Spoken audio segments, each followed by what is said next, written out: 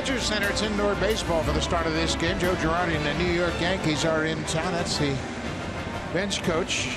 And you take a look at this Yankee ball club. They're scuffling a little bit. They are 3-8 in their last 11 games. The lineup for the Yankees right at the top of the order. Brett Gardner, 6 for 13 against the Blue Jays. Started tonight. Francisco Liriano. And then Didi Gregorius, boy, he has had a great second season with the Yankees. 7-game hit streak currently, hitting over 400 during that stretch. The Yankees lost 2-0 last night to the Tampa Bay Rays, and Francisco Liriano draws the first start of this 4-game series. 9th appearance and 7th start for the Blue Jays since they acquired him from the Pittsburgh Pirates on August the 1st. Liriano, all told, is 7-13 with a .508 earned run average. He faced the Yankees in relief. That was back on September the 5th. He has made 10 career games against the Yankees. He's 2-4 with a very good earned run average. His last start against the Yankees came back in 2012. He allowed a home run, incidentally, to Russell Martin. That was in a 7-3 win. So Liriano's set. Here is Brett Gardner. He steps in the box. We mentioned Gardner. 6 for 13 against Liriano. Donaldson in guarding against the bunt at third. Here's the first pitch of the ball game. It is down and away for a ball, and we are underway. Gardner having a down season, hitting just .257, 7 homers and 39 RBIs. He's always been tough. Always been tough on the Blue Jays in his career. He has good at bats, takes a lot of pitches, will take his walks, and he can really run. That's why the infield, especially on the left side of the infield, is shortened up for Gardner. Just 4 hits against the Blue Jays this season. For his career, he's at .289 in this ballpark, and you can see there the defense backs up a little bit, playing him relatively straight away in this day and age of the shifts. Bouncing ball, big hop for Travis. One away. Well, defensively, the Blue Jays have had a rough month of September. They've committed 16 errors in 19 September games. In the outfield, Ezekiel Carrera is in left, Pillar's in center, and Michael Saunders is in right. On the infield, it's Donaldson, Tulowitzki, Travis, and Encarnacion. Edwin making his 67th start at first base. And doing the catching tonight, Russell Martin for his former Pirate teammate, Francisco Liriano. John Gibbons wanted to DH Jose Bautista, so he needed another outfielder. And there's the spark plug right there. Ezekiel Carrera has done a good job coming off the bench and getting some big hits for the Blue Jays. He's also the 9th different player to play left field for the Blue Jays this season. 2nd most starts, though, as a left fielder. This is 22 starts in left field. Says Jacoby Ellsbury. There's a strike. It's 1-1 to the Yankee center fielder. Ellsbury had an infield hit last time he faced Liriano. That was in relief in New York. There's a good slider for a strike. Well, if he gets that thing over, especially late in the at-bat where he can finish him off for strikeouts, that's when Liriano's tough. Been throwing more strikes lately. He's been really incorporating that four-seam fastball just a little bit more. 1-2. Slider cut on and missed.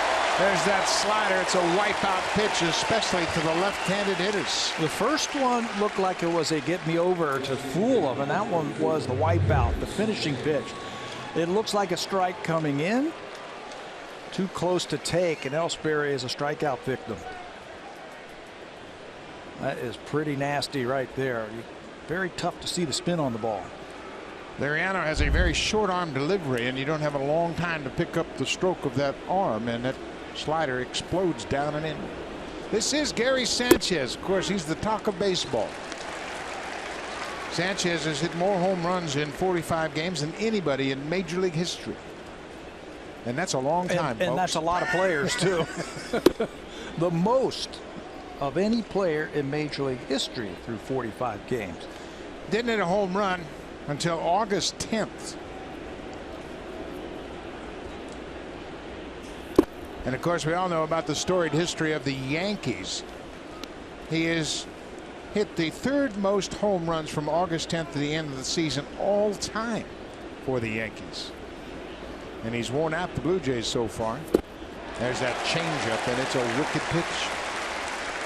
Well, Liriano has the ability to have his slider go one way and his changeup go the other way. And when you're able to do that and keep it on the corners, that's when you can get really tough. Sanchez hitting just 167 against left-handed pitchers. Changeup pulls foul. Liriano is making his 9th career start against the Yankees. His career record is 2-4.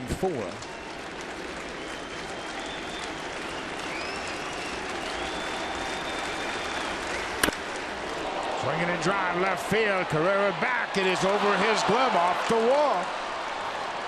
And the ball bounces out of play. It will be a ground rule double. And he continues to wear out the Blue Jays. A 2-out double for young Gary Sanchez. The strike 3 pitch to Ellsbury was a good slider. This is a hanging slider right here. It got too much of the plate and it's up, and good hitter's going to hit that one hard. Carrera was back but just couldn't get to it.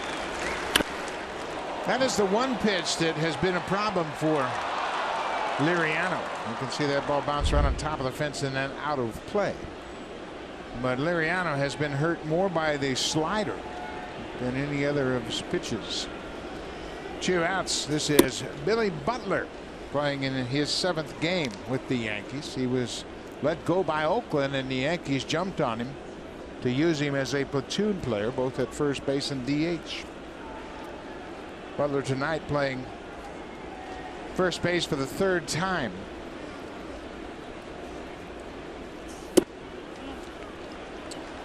Just off the plate with that one. Pretty good pickup right here for the Yankees. He was let go by Oakland, and they're facing some left-handed pitching, so they picked up Billy Butler, who in his career has had some pretty good years. Against the Blue Jays for his career, batting just .234 with 4 homers and 22 RBIs. That's 3-0 now. That is Mark Teixeira, who will retire at the end of the season. He's sitting next to CC Sabathia, who will start tomorrow's game. Teixeira's had a terrific career, but he says his body won't allow him to continue. He's been coming in for defense lately. He's been starting too many ball games.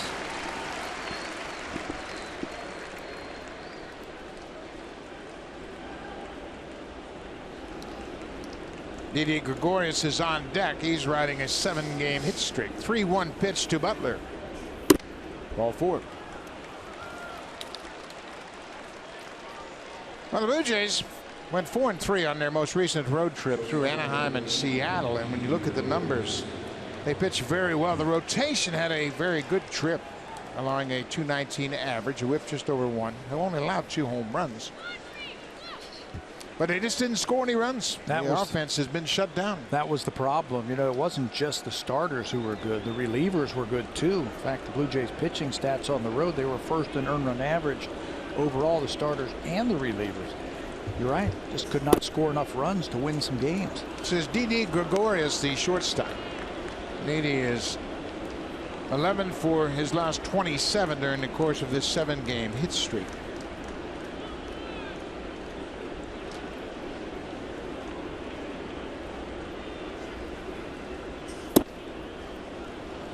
Liriano misses. Can't find the strike zone now after walking Billy Butler. He falls behind Gregorius. First 2 guys go out pretty quickly. Looks like he is going to have a very quick inning. Double walk, and now he's fallen behind. Popped up over near the Blue Jays dugout. Martin giving chase. Here comes Donaldson. Russell Martin went just off the edge of his glove. Donaldson was playing the left-hander in the shift. Russell had the best shot at it. He slid, trying to make a sliding catch, and just had it tip off his glove. You know, you take those for granted after you watch Russell Martin for a couple of years, and you're surprised when he doesn't come up with it. We have seen him make these types of catches over the last few years so many times. What an effort by Russell. Awkward landing when he went to dive for it. He knows he's got to go feet first so he can bang up against that wall, but just off of his glove.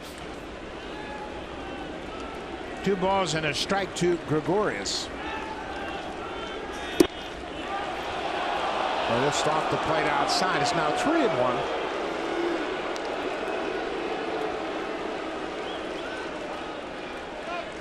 Switch hitter Chase Headley, the third baseman, is on deck.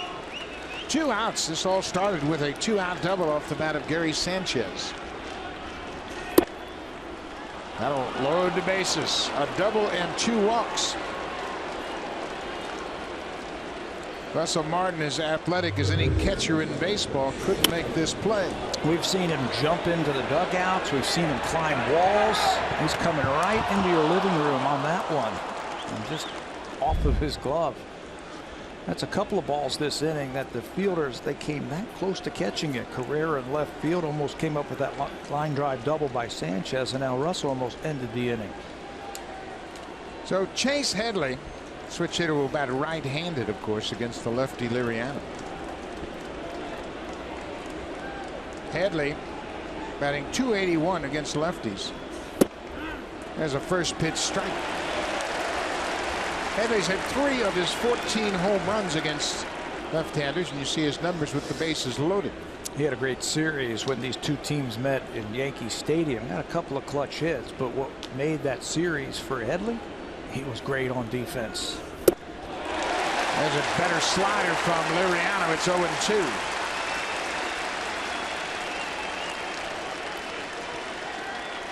Liriano has a unique slider in that it moves like a screwball and it's hard.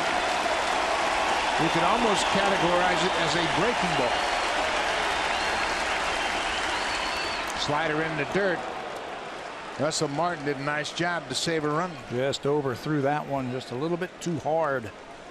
Going for the strikeout. What a play by Martin. Russell's going to bury this thing and just eat it up. You see that thing coming in, block it with any part of your body, and he does. A ball and 2 strikes. Got it. Liriano allowed the Yankees to load the bases with 2 outs, but then he punches out Chase Headley. Couple of strikeouts, a couple of walks. Those score top of the first.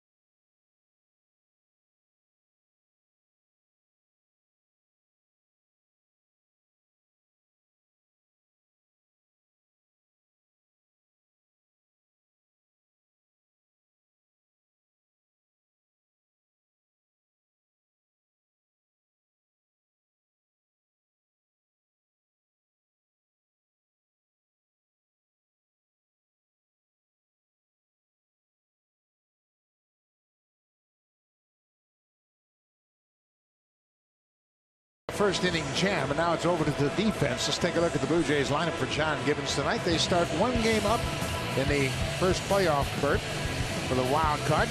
83-69, Edwin Encarnacion. 14 RBIs this season against the New York Yankees. That leads the major leagues. Of course, he has set a new career high with 123 RBIs. Troy Tulowitzki has had a great run against the Yankees as well, batting .353 for the season. Tonight they will face Brian Mitchell for a second time. They get another shot at Brian Mitchell. This is his 4th start of the season, 7th of his career. He's 25 years old. He earned his first major league win against the Blue Jays back on September 7th. That was at Yankee Stadium. 5 scoreless innings to win his first major league game. So the Blue Jays got a little score to settle tonight. They got just 4 hits off Mitchell in that outing. That was his first outing of the season coming back from toe surgery. Devin Travis gets jammed and flares it into right. Aaron Hicks coming in to make a running catch, 1 away. The Yankees have committed 78 errors. That's in the upper portion of the American League. Brett Gardner and Jacoby Ellsbury, they're both center fielders. In fact, Aaron Hicks is a center fielder as well. They all play very well defensively. Henley, Gregorius, Torres, and Butler from 3rd to 1st.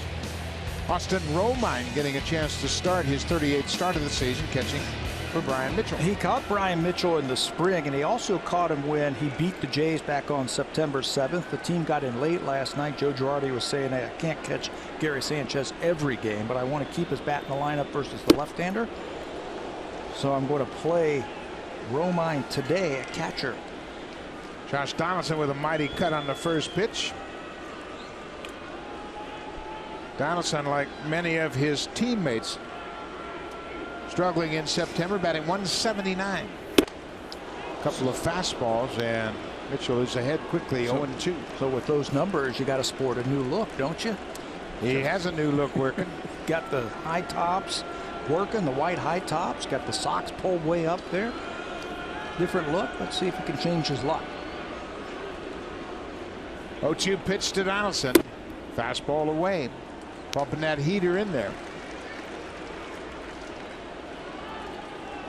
He's got a good fastball. It's a nice, easy motion and explodes on you. A little cutter also that gave the Blue Jays fits.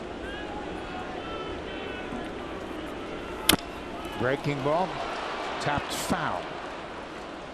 Well, the Blue Jays are 1 game ahead of the Baltimore Orioles in the wild card standings. The Orioles have slipped out, I'm sorry, of the Tigers. The Tigers have taken over this spot.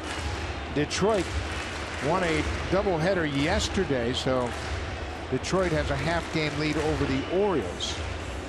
Yeah, couple that with the Baltimore loss yesterday to the Boston Red Sox. You know, that's not just the only race going on. How about the race for the best record in the American League? It's tightening up, isn't it?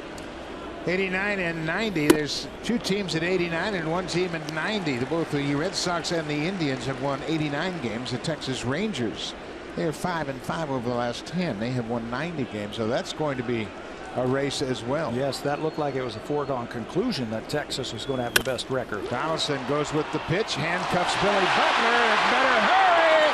Then he throws it away. So Donaldson reaches. Billy Butler making just his 3rd start for the Yankees at first. He made 14 starts in Oakland, and he got handcuffed on that routine ground ball. You know, this part of his career, he's been a DH mainly. And when you're playing first base and a right-handed batter shoots a ball like this at you, it's almost like you're surprised. You're not really sure where that ball's going to go. You lose track of the ball because of the swing of the bat playing, and all of a sudden the ball's on top of you. That's exactly what happened to Billy Butler. Billy Butler last played first base on a regular basis in 2010. He made 126 starts there, and then a fellow named Eric Hosmer took over. 1 out for Edwin Encarnacion. Well, this time of the year, breaks are magnified. You got to take advantage of every opportunity. When a team gives you an extra out, you got to cash it in. The Seattle Mariners took advantage of the Blue Jays on that last game. Blue Jays had some chances to win that game, but some defense set it up for the Mariners, and they won, and they did take advantage of it. We mentioned Encarnacion with 14 RBIs against the Yankees in 15 games this season.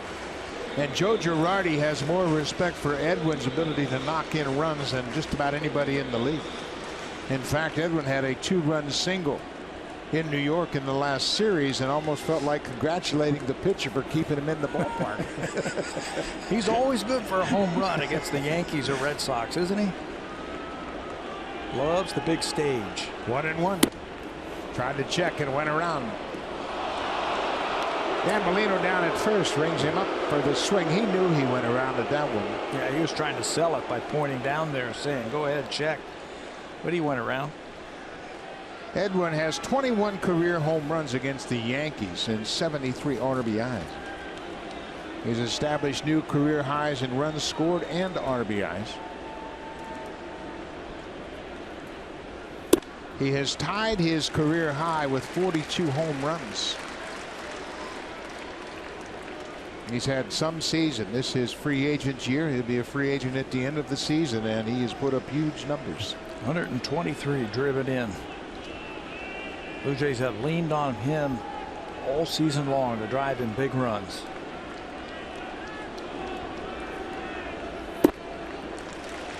Full count, 1 out.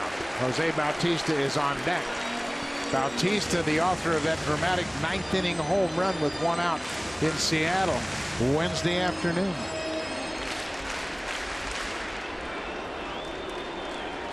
(3-2). Donaldson at first.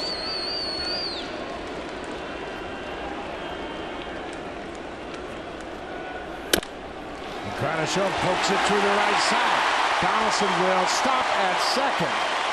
How about the Blue Jays approach here? Donaldson hit one to the right side, and Carnation follows suit and gets a base hit. That's just what the doctor ordered right there with 2 strikes. Shut it down and cut it down a little bit. Use the whole field. You get on through there. There's that good cutter from Mitchell, and you can see Edwin just shoots the ball the other way, bounces between that giant hole on the right side. Outfield playing pretty deep, but Donaldson doesn't take a chance going first or third. He'll stay right there. He's in scoring position for Bautista. Jose Bautista, we mentioned his 19th home run on Wednesday, tied the game at 1-1 with 1 out in the 9th. The conditions were ridiculous for hitters when he hit that ball. You could barely pick up the baseball, and he hit one deep to left. We asked some of the players today around the batting cage, how was it seeing the ball? And they said it was impossible. 1 out, runners at first and second for Jose. And remember who he hit it off of. Guy throwing 99. Edwin Diaz, the second blown save for Diaz this season. I mean, he had a wicked slider and a great fastball.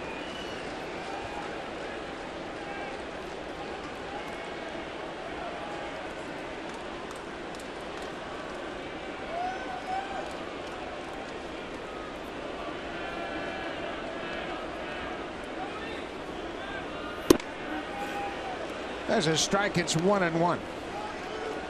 Bautista has 31 career home runs against the Yankees, but he has not hit a home run against New York in his last 17 games against the Yankees.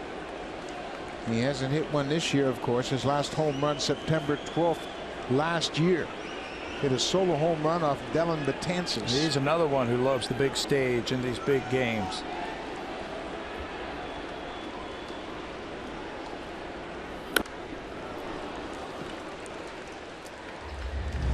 Well, we were just talking about it. Here it is. Pitchers in the sun. Sunlight, the batter's in the shade. That's a 98-mile-an-hour fastball, and Jose turns it around. That tied it up and sent that place crazy, going crazy as he made his way around the bases. I tell you, if the Blue Jays could have won that game, that would have been one of those iconic home runs, I think, in Blue Jay history.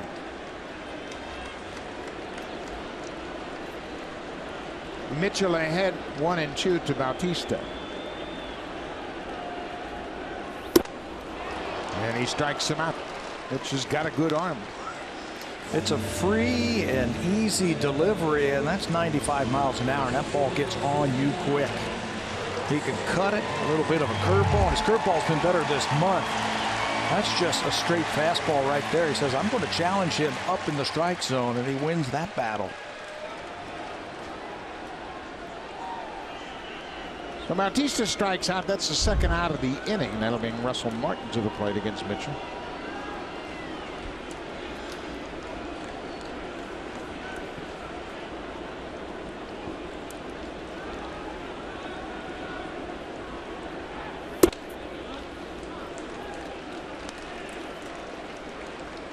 Russell, of course, played 2 seasons with the Yankees. 2011 and 2012. He Hit .224 for New York with 39 home runs. He has really come up with big hits for the Blue Jays in the second half of this season. They could use one right here. Set the tone for the whole series. 2-0. Both starters throwing a lot of pitches in the first inning. Francisco Liriano threw 28 pitches, but he got out of it unscathed as he stranded the bases loaded. 14 balls and 14 strikes. Same thing going on right here. This is pitch number 21 coming up for Brian Mitchell.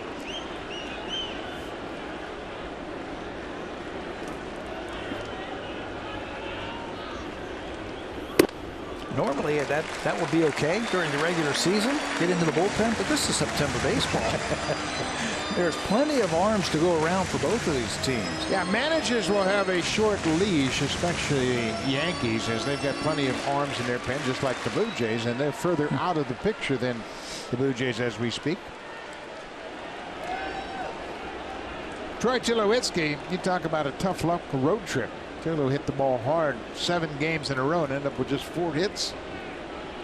3-0 to Martin. Takes ball 4. That'll load the bases just like the Yankees. Bases loaded, 2 outs. Man, you gotta love September baseball. Yeah, you know, you were just talking about Tulo and the bad luck, if you will, that he hit him on the road trip. Well, he's due for a bloop, isn't he?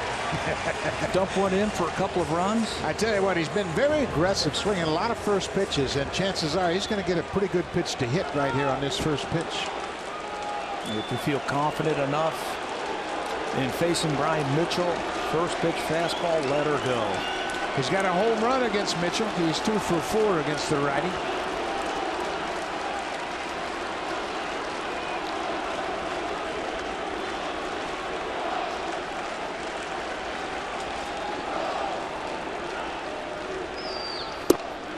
First pitch off the plate.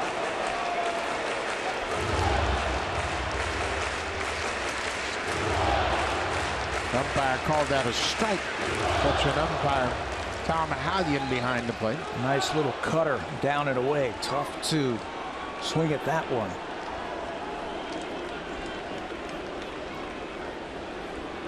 Oh, and 1.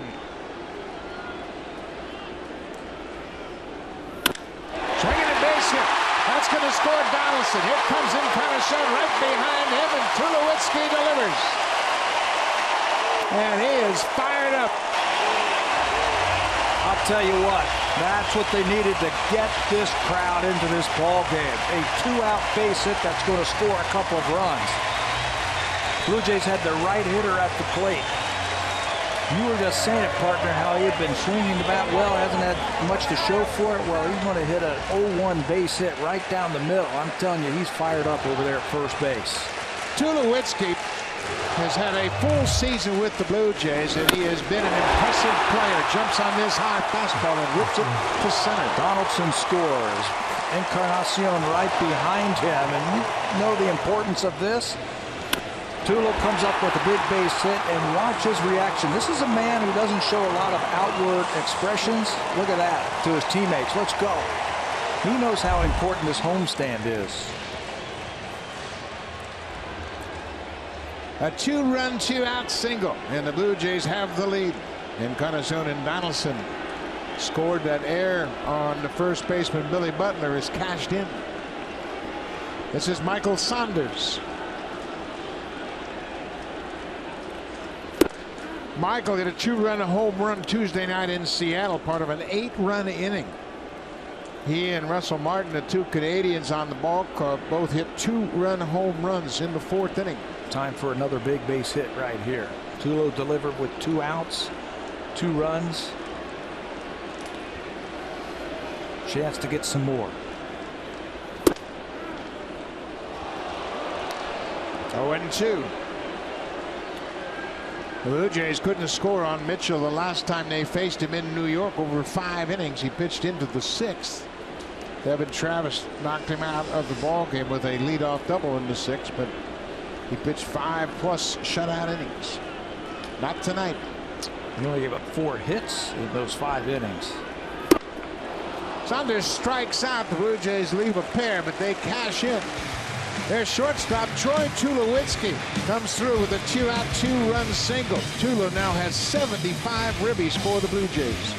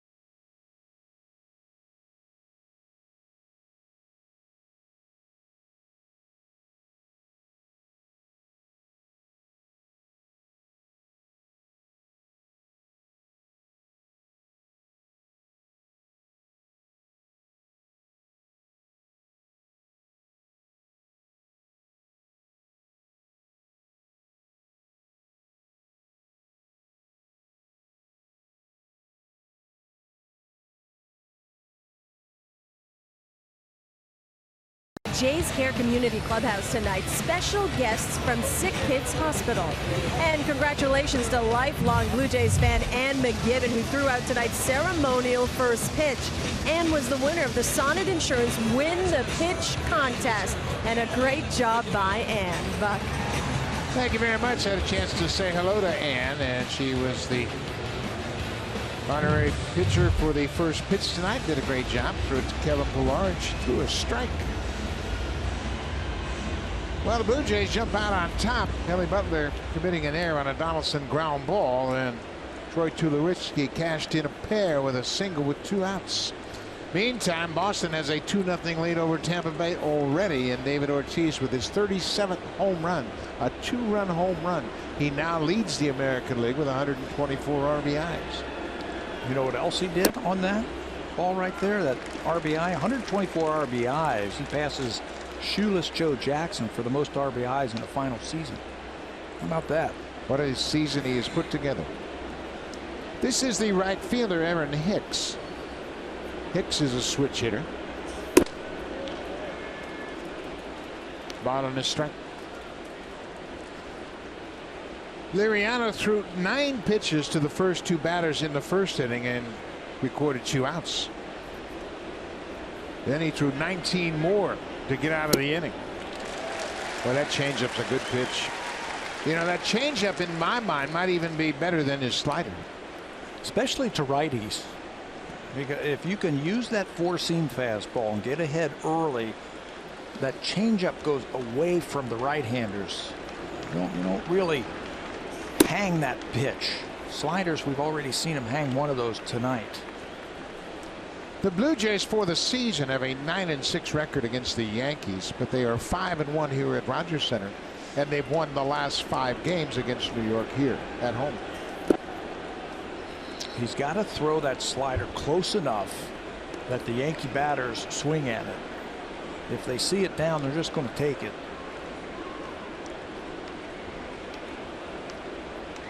Austin Romine will bat next against Liriano.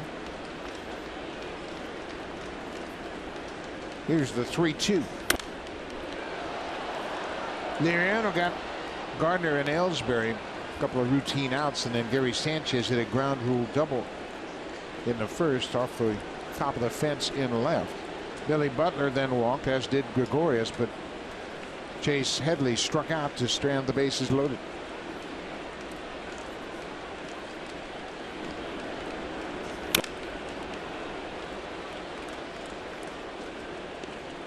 Three and 2. That was a changeup there at 87 miles an hour, and it's got dramatic tail on it. It moves away from right-handed hitters.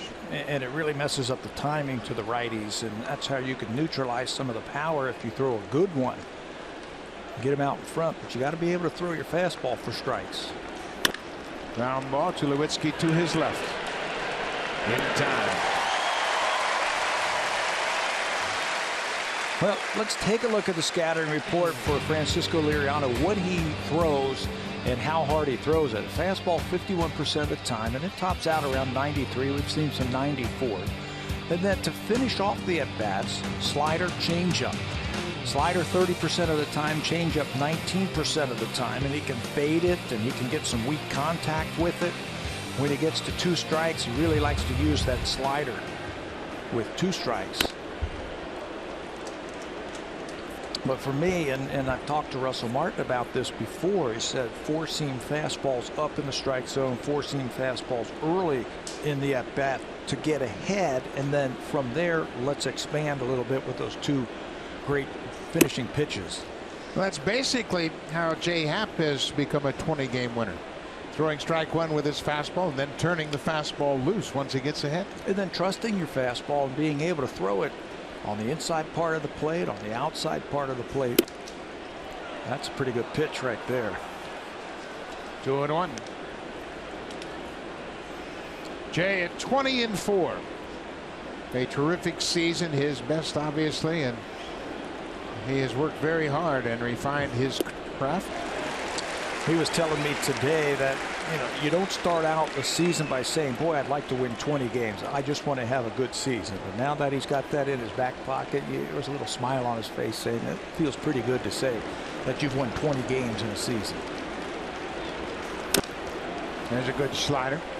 2-2 to the Yankee catcher, Austin Romine. Romine is catching for the 38th time this season. Played a night game in Tampa Bay last night, so the Yankees got into Toronto very late. Joe Girardi was saying before the game, I got to give some of my young guys some time off. Love to catch Gary Sanchez every day, but we just can't. Romine strikes out, 3rd strikeout of the ball game. Let's check in with Jamie Campbell.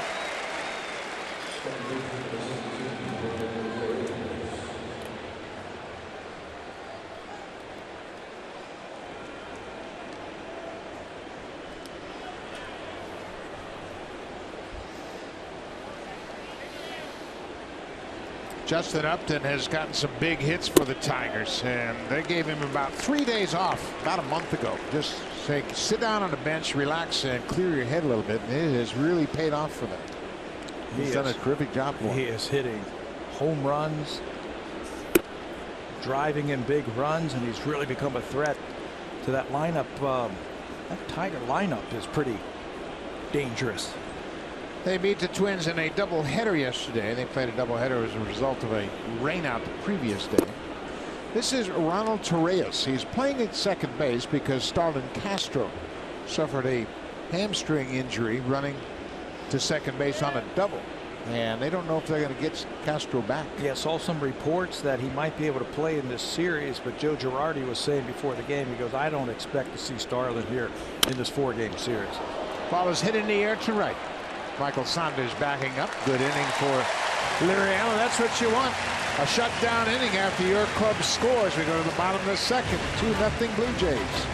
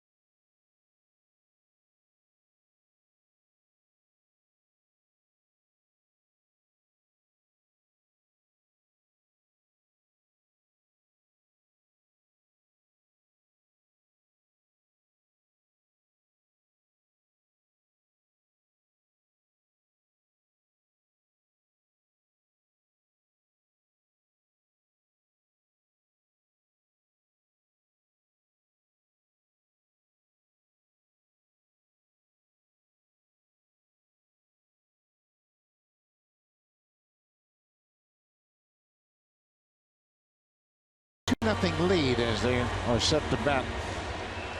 Bottom of the second.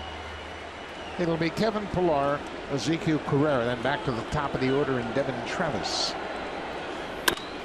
Ground ball to the right side. Torreyes from the outfield goes high, and Pillar with a slide in safely on the base hit.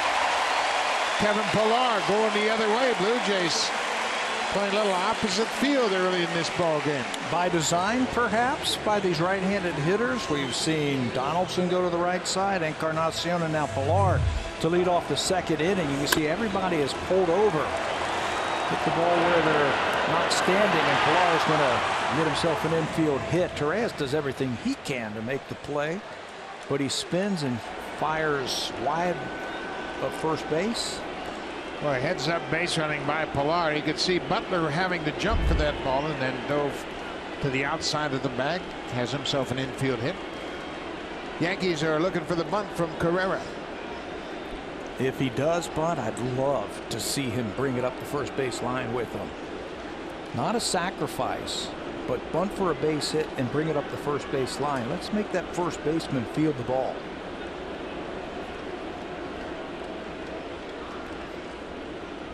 Yankees want to see if he'll tip his hand. I spoke to Carrera before the ball game today about bunting. He's an excellent bunter, and I said, what do you look for? He said, well, I'll watch the third baseman to see where he's positioned, but I like to take it up the first baseline. He said, I think I can beat the first baseman if I make him field it. It should work out nicely because that cutter should work right onto the inside part of the plate for him. Pulls it through the hole. Pillar will stop at second, and the Blue Jays are on Mitchell early in this game. Just taking what he gives them. It's as many hits as they got against him back on September the 7th. They got 4 hits. This is their 4th hit. Pull it through the, not going to butt him over. Pull that ball. One shot to get the ball into the outfield. Now the Yankees are looking around expecting Devin Travis to bunt. Devin Travis is not bunting. No. He's 2 for 3 against Mitchell. He had a single and a double the last time he faced him. He flied out to right, and he is hitting .305, and the Blue Jays have a 2-run lead. No reason to bunt here. I would try and pull the ball right at the third baseman. Look at Chase Headley anticipating the bunt, looking towards the pitcher. He squares to bunt and bunts right through it. I'm surprised by that. Blue Jays don't bunt much. In this situation, of course, Gibbons has Donaldson and Encarnacion behind, and then Bautista. So if you do pull off a sacrifice, you have a base open, who are you going to walk? You're going to walk Donaldson to get to Encarnacion? You hope. I don't think so. You hope if you're a Blue Jay fan. Devin's been a clutch hitter all season. Maybe that was a decoy. Travis does not have a sacrifice bunt this season. Squares again. Bunts it to the third baseman, and Headley will go across the diamond. For the Blue Jays, just their 22nd sacrifice bunt. 1 out. Runners at second and third. Let's check in with Jamie Campbell.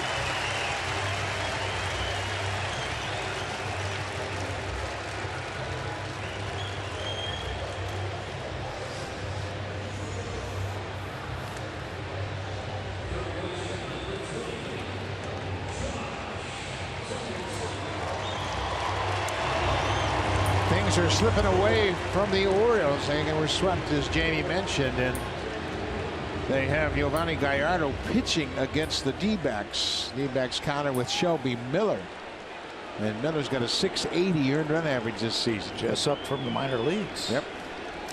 Josh Donaldson reached on an error and scored the first run of this ball game.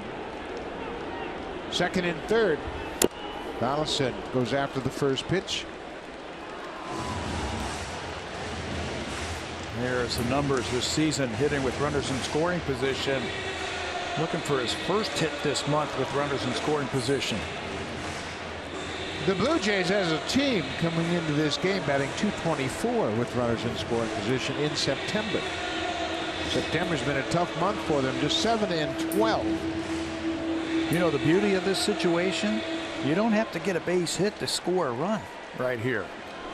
Yankees are playing in the middle of the infield back. Playing back, and got to be thinking about hitting the ball up the middle or the other way.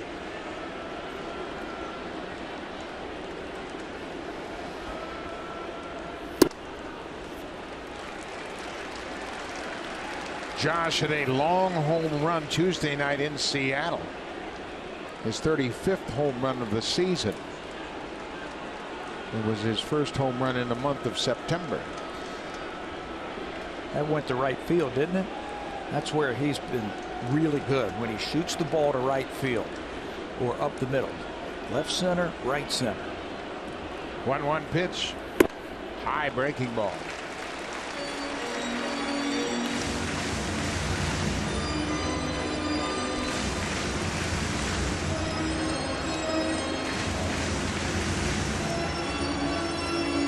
Two balls and a strike. Blue Jays trying to expand their lead over the Yankees. They lead 2-0.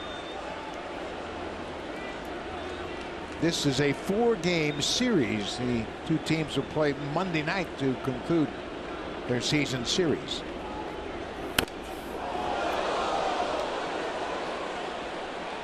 Chase that high pitch. A little anxious there. He wanted that fastball. You see Joe Girardi now telling his infield now with 2 strikes where to go. You saw him signal a number. Infielders in these situations will have depth that goes by their 1, 2, 3, or 4, and that's all about the depth of where they want them to play. You see he's saying 4, that's all the way in. 2-2 now to Donaldson. What's the reasoning to draw the infield in with 2 strikes? Well, you're figuring that the batter is on the defensive with a breaking ball, so he's not going to stand up there and just wail away on a pitch. They didn't bring the infield in like we showed you until there were 2 strikes. I think you still look breaking ball here. The Blue Jays have gotten a steady diet of breaking balls on hitter counts. They just don't give him many fastballs.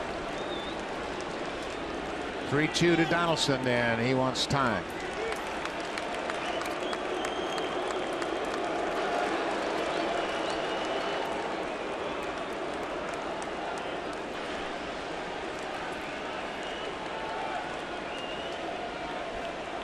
The infield right at the edge of the infield grass.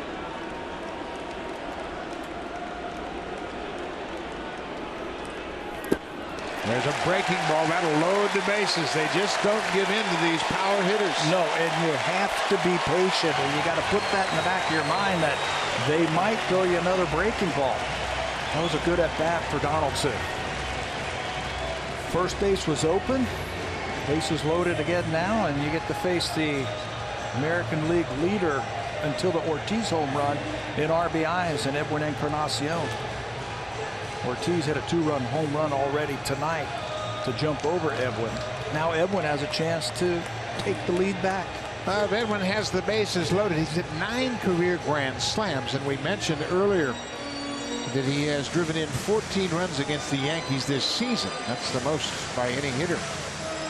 He had the bases loaded in New York, if I remember, and they went away, away, away, and he shot a ball to right field for a 2-run single.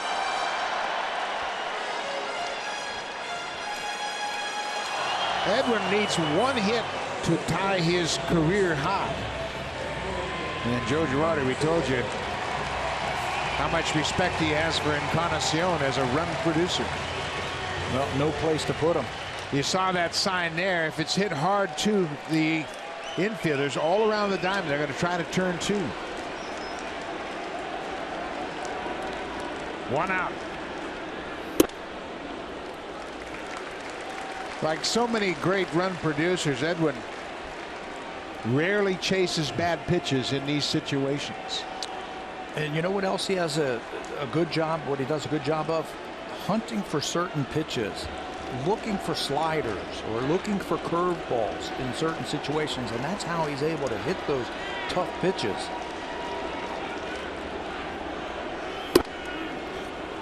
Fastball. at 95. He After might that, be looking for a breaking ball in this at bat. That's what I was just going to say. After that first fastball in, a right-handed hitter off a right-handed pitcher goes back outside and thinks breaking ball away on the second pitch. And you can see he was geared up for an off-speed pitch, and they threw the fastball for strike one.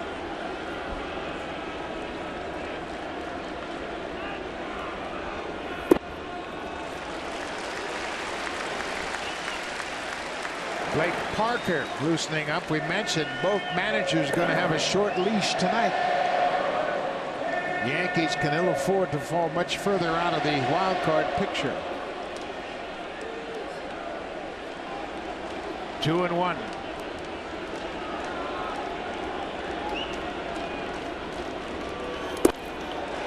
Bounced into dirt.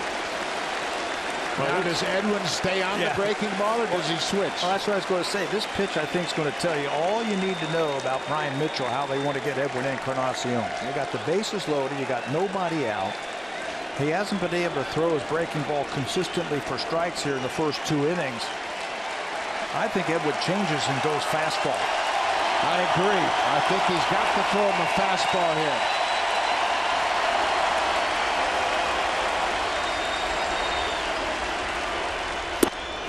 Ball 4. That'll walk in a run. Now another RBI for Encarnacion. 124. 3-0 Blue Jays. Keep the line moving. Take what the pitcher gives you. You can see Edwin was locked in on that one.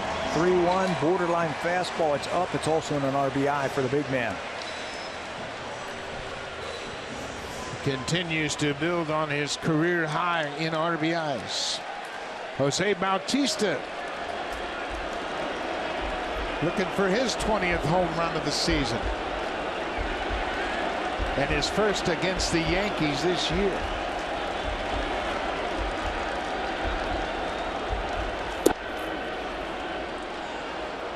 Right on the outside corner.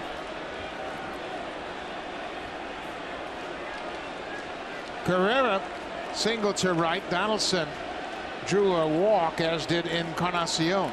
Bases loaded for Bautista. He's hit 5 grand slams.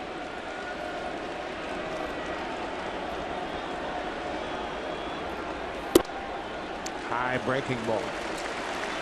Mitchell got him last time, struck him out with a fastball. He has not been able to throw that breaking ball tonight consistently for strikes. So I think if you're Jose, you can wind up and look for a fastball. Take your shot. Cheat to the heater.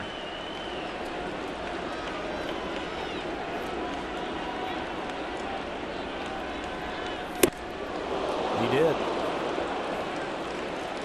Just a little bit up. We have seen, especially in the second half, since Bautista's come off that long stint on the disabled list, pitchers pitching him upstairs. Yep. Yankees in particular in that 3-game series in New York threw him a lot of fastballs, especially up and in. 1-2.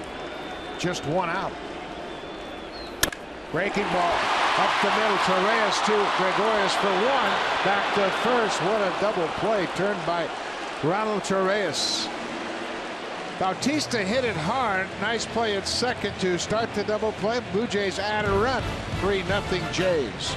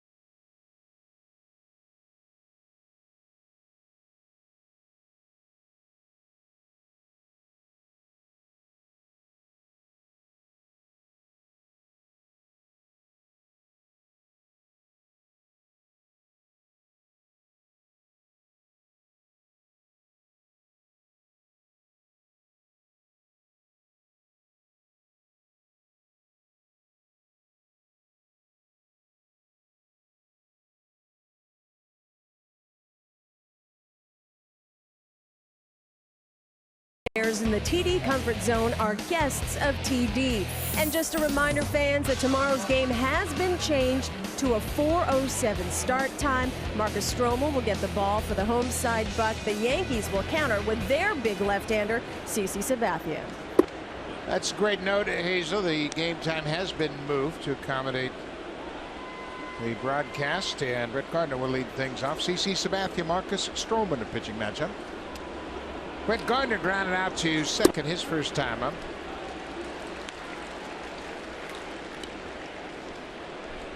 Blue Jays got a run. Boy, they had an opportunity to bust the door wide open. A terrific defensive play by Torres at second base. That ball took a wicked hop on him, didn't it?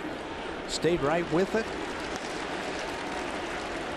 That looked like it was for sure a single to center field and 2 more runs for the Blue Jays, but he turned it. Go ahead. I'm sorry. Turned it into a double play, and that was it. Yeah, it's a terrific play to get them out of the inning.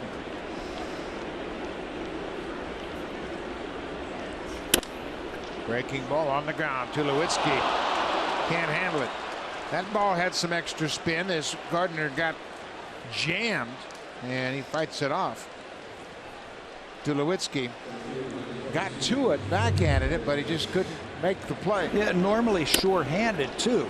One hop, and it just can't come up with it. Just his 9th error of the season. You can see it just goes off the fingertips of his glove. He got into position but couldn't come up with it cleanly, so it's an error to start the inning. That's the 17th error by the Blue Jays in their last 20 games. That has been a concern.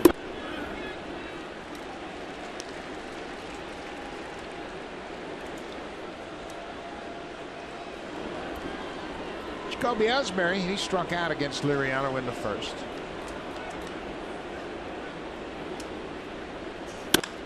Ground ball, base hit up the middle. So Gardner stops at second. Ellsbury with the base hit.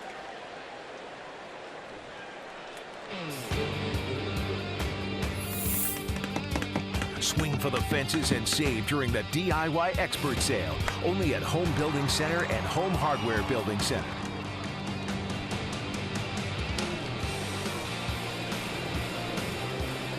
The roof is closed at Rogers Center. There were rain showers here earlier in the afternoon and early evening. Gary Sanchez doubled in the first, a 2-out double, his 12th double of the season, to go along with 19 home runs. He had hit an extra base hit in 6 straight games. It was snapped yesterday when they played down in Tampa. So he started another one. His first time up. We mentioned Sanchez with 19 home runs in the first 45 games, the most ever in 45 games. No other player had 19 home runs within his first 50 games.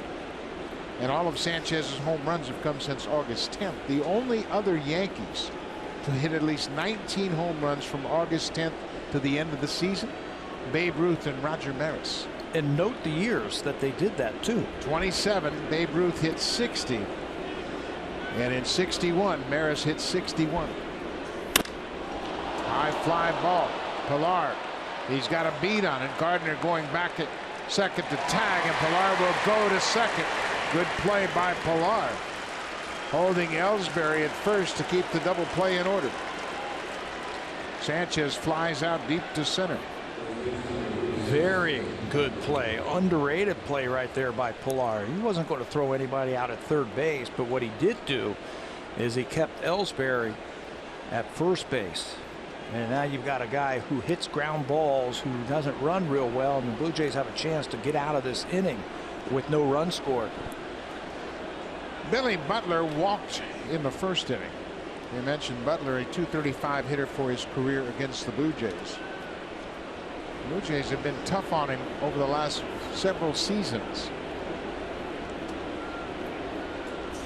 Inside.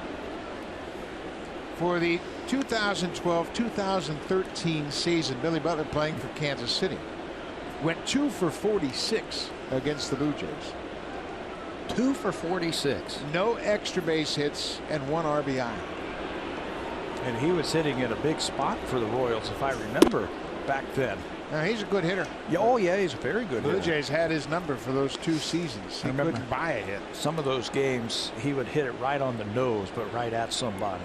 And that's just the way it goes sometimes. He's a good hitter because he can use the whole field. And right now, he's in a pretty good spot, 2-0. Runners at the corners, 1 away.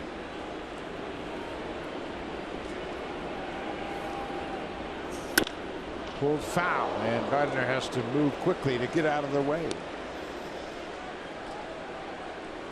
You take your lead off in foul territory for this reason. That ball right between the legs. You take it in foul territory, so if you get hit, you're not out. You might want to back up just a little bit more.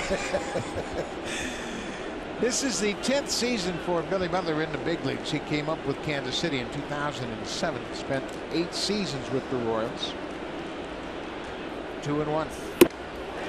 Good fastball. Butler is a career .290 hitter. So when you think about the dominance the Blue Jays had of him for those 2 seasons, it was pretty special. Pretty impressive. Not a lot of infield hits with those .290 average either. A lot of extra base hits, though. Blue Jays have a 3-0 lead over New York.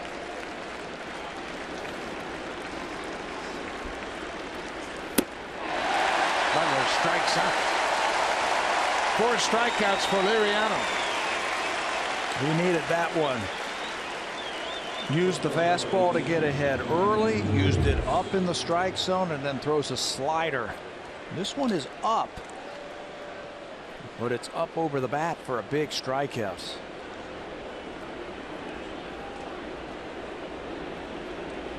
Two away now for Didi Gregorius. Liriano walked him with 2 outs in the first. That loaded the bases. Now that's saying something, because that was only his 19th walk of the season. He's had 500 plus at bats. He's got one of the highest swing rates in all of baseball. And they ended up walking him.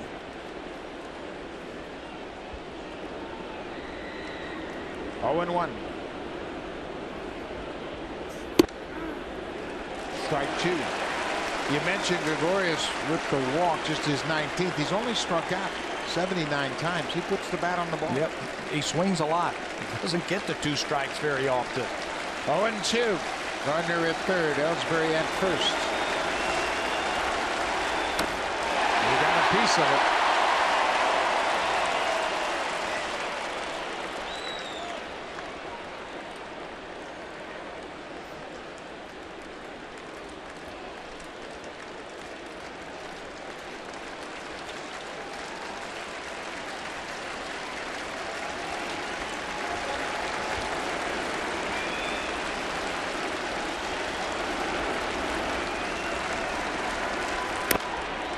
Popped up behind home plate, over the screen, out of play.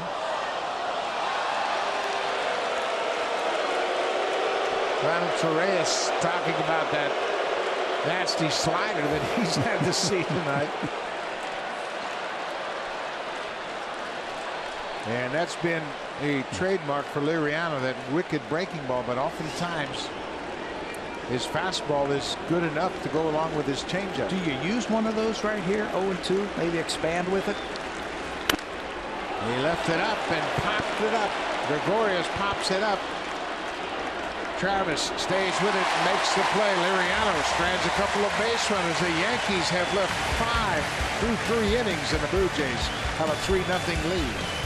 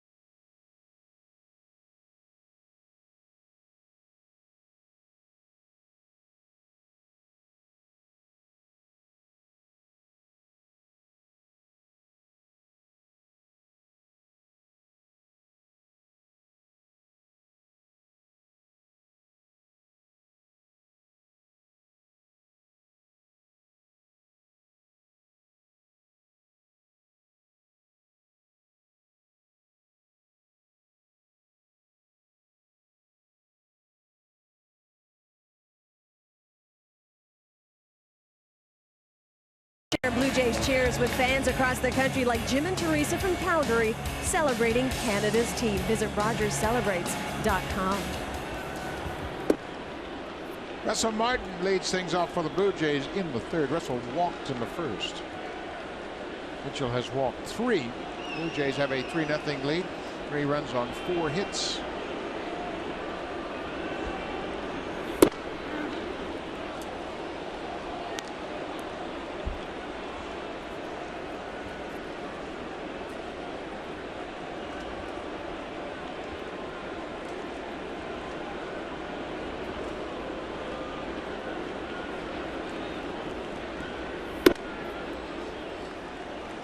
Two balls and a strike.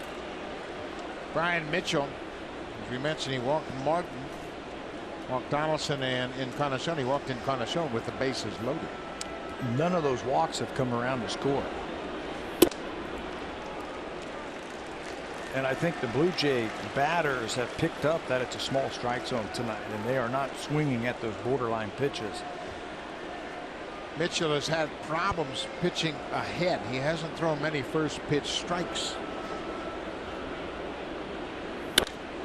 Martin was geared up for that heater. He got the head out. And sometimes you can guess. You know, 3-1 is normally a fastball count. He doesn't want to walk. Russell, you can guess fastball and just let it out. Russell was just a tick too early right there. Now they're going to go to a breaking ball. Stays with it, hits it off the end of the bat and dumps it into right. A leadoff single for Russell Martin. Let's check in with Jamie Campbell.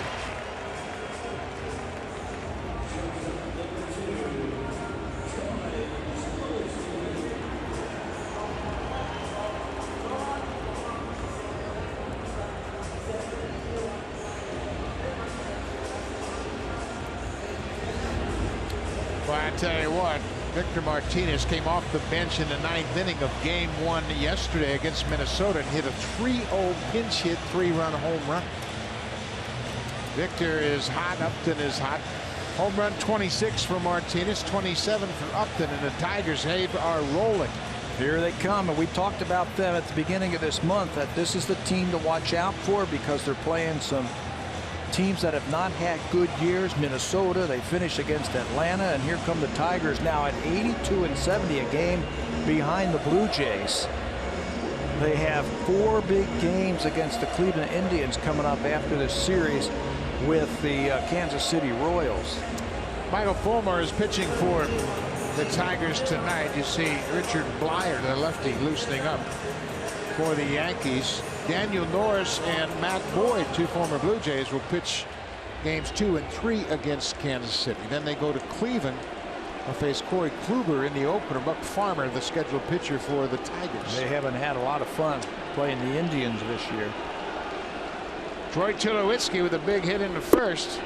A 2-run single with 2 outs got the Blue Jays on the board early. That's a momentum changer. The Yankees left the bases loaded in the top of the first, and the Blue Jays were threatening to do the same. That base hit got the crowd fired up. Ground ball. Gregorius comes after it, shovels to Torreyes, and Tulowitzki grounds into a double play. So the second double play turned by Gregorius and Torreyes. Got one last inning with the bases loaded and 1 out. And that one looked like it snuffed out a rally.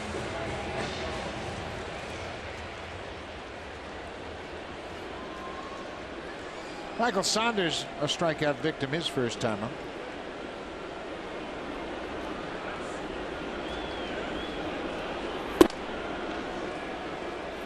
First pitch strike. There's a first pitch strike, and that changes the entire at bat. Obviously, when pitcher jumps ahead, he has many more options then.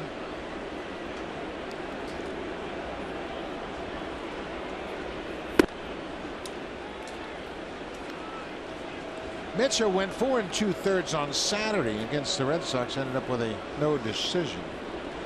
We mentioned his outing against the Blue Jays. He pitched into the 6th.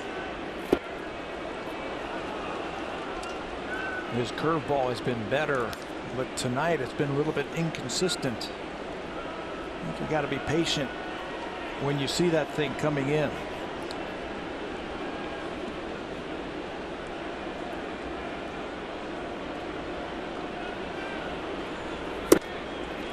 Mitchell pitched very well for the Yankees in the spring, and it looked like he was going to make the team.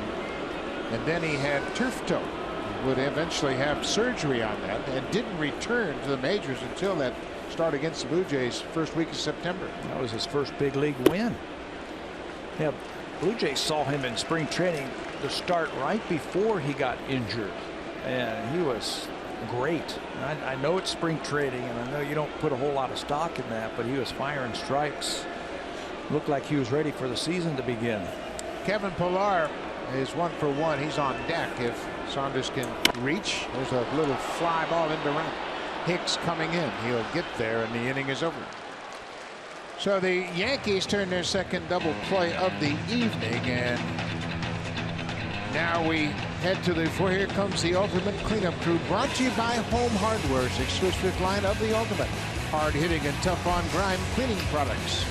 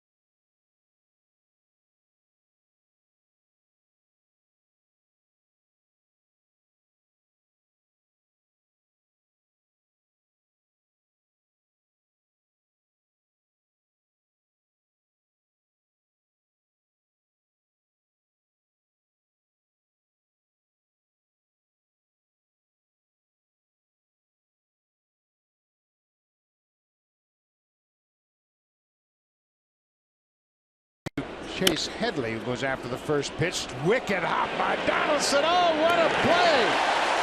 Donaldson was robbed in New York by Headley, and right here he returns the favor. That was a tough play and a wicked hop down at third. Yeah, how many times was he robbed by Headley? It seemed like every game he was taking away hits from Josh. That time he's going to take one away from his counterpart. Watch him get that in-between hop. That is nasty, but he stays right with it, and he's accurate right across the diamond. That is an instinctive, reactive play right there. He's got some new kicks and some high socks. Boy, he made a nice play. That was 2 all the way. One more time. Keep the feet moving. Watch it into your glove, and you go down and up to pick that thing. And then once he finds the glove, it's easy. Cross the diamond for the out. You know, when you see Donaldson, you and I see him every day, and we realize this, but people might not realize just how big his legs are until he hikes up those socks at third. His calves. Huge. Normally they're behind those baggy pants. Today he's showing them off for everybody. Donaldson really built strong lower half. So he generates all that power. 3-0 to Aaron Hicks. Liriano pours that strike in there. Hicks grounded out to shortstop his first time up. 3-0 Blue Jays. Liriano has allowed just 2 hits.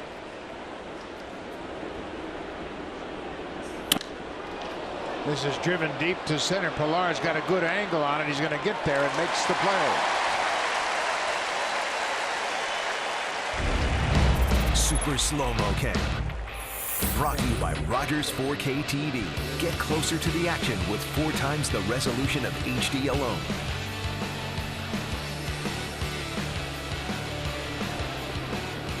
Well, fans come from all across Canada to watch the Blue Jays, and we can't hear you, Buck and Pat, but we are thrilled that you're here all the way from the Northwest Territories. 6,690K to get here. Thank you. First pitch swinging. Austin Romine, the catcher, lifts a high pop into center. Travis all the way out into shallow center to make the play. 3 up, 3 down for Liriano. On just 7 pitches, he's retired 6 straight Yankees.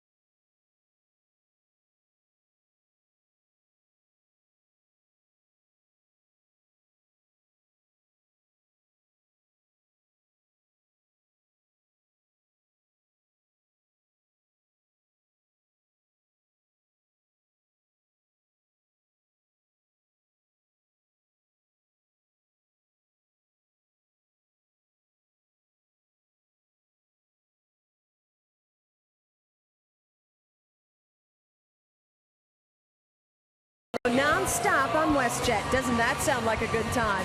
For low WestJet fares and daily flights, you can book your getaway today at westjet.com or call your travel agent. Buck. Thank you, Hazel. Lots of great fans here, and we've got great fans across the country. I just want to wish Ken Nixon a happy 90th birthday as he is celebrating the Blue Jays. And happy birthday, Ken, and we're glad you're a great fan. You and I got a chance to meet some fans today down on the baseball field, around batting practice. A lot of great fans coming from all corners of Canada. Kevin Pillar, ball and a strike to Kevin. Kevin had an infield base hit. Ronald Torres, the second baseman, made a nice play, but did a 360 and threw high to first. Kevin scored the 3rd run of the Blue Jays game, and there he has another hit. Pillar is 2 for 2.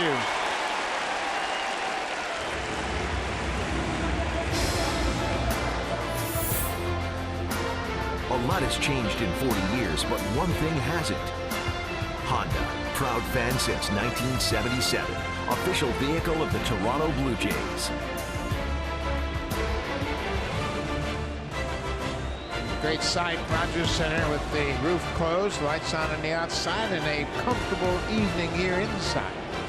And so far, so good for the Blue Jays. They have a 3-0 lead over the Yanks. Pilar looks like he wants to run. Well, they're liable to do anything here. They've got the right combination, if you ask me. You got some speed at first base. You've got a guy who can handle the bat. They can play hit and run here. They can bunt and run if you want to. You can hold the runner, try and shoot the ball to right field again. Lots of options for the Jays, and you've got the lead. Blake Parker up for a second time. He was up early in this game. Back up throwing again. Shouldn't take him many pitches to get ready.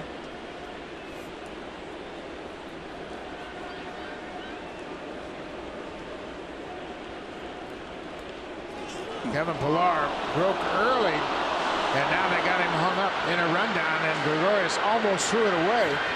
And now Pilar is going to be tagged out by Torreyes, and Pilar broke early. Mitchell just held the ball and then stepped off and initiated the rundown. Well, you said he looked like he wanted to run, but the pitcher hadn't gotten rid of the ball yet.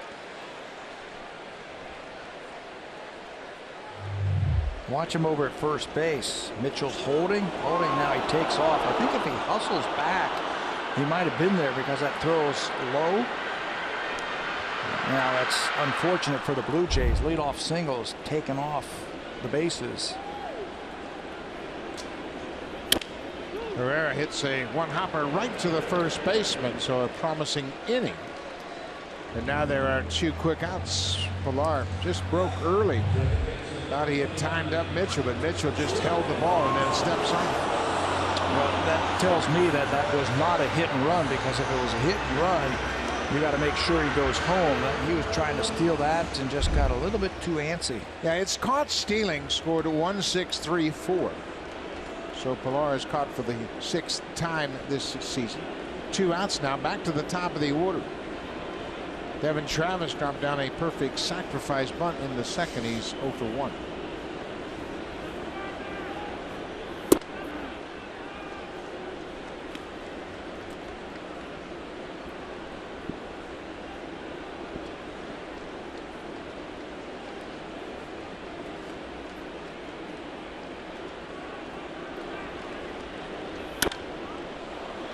Now it's 0-2.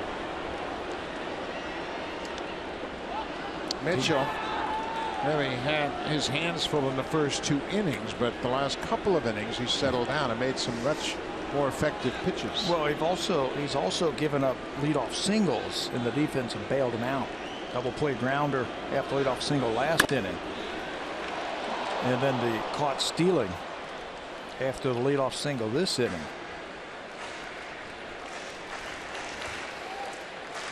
Teams have been throwing Devin some more slow curveballs when he gets to 2 strikes. The last series against Seattle, and the one before that, Los Angeles.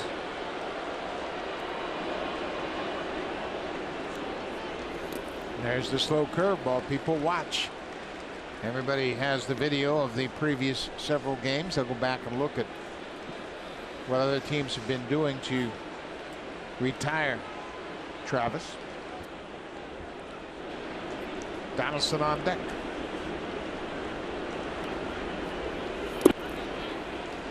Tried to go inside and missed.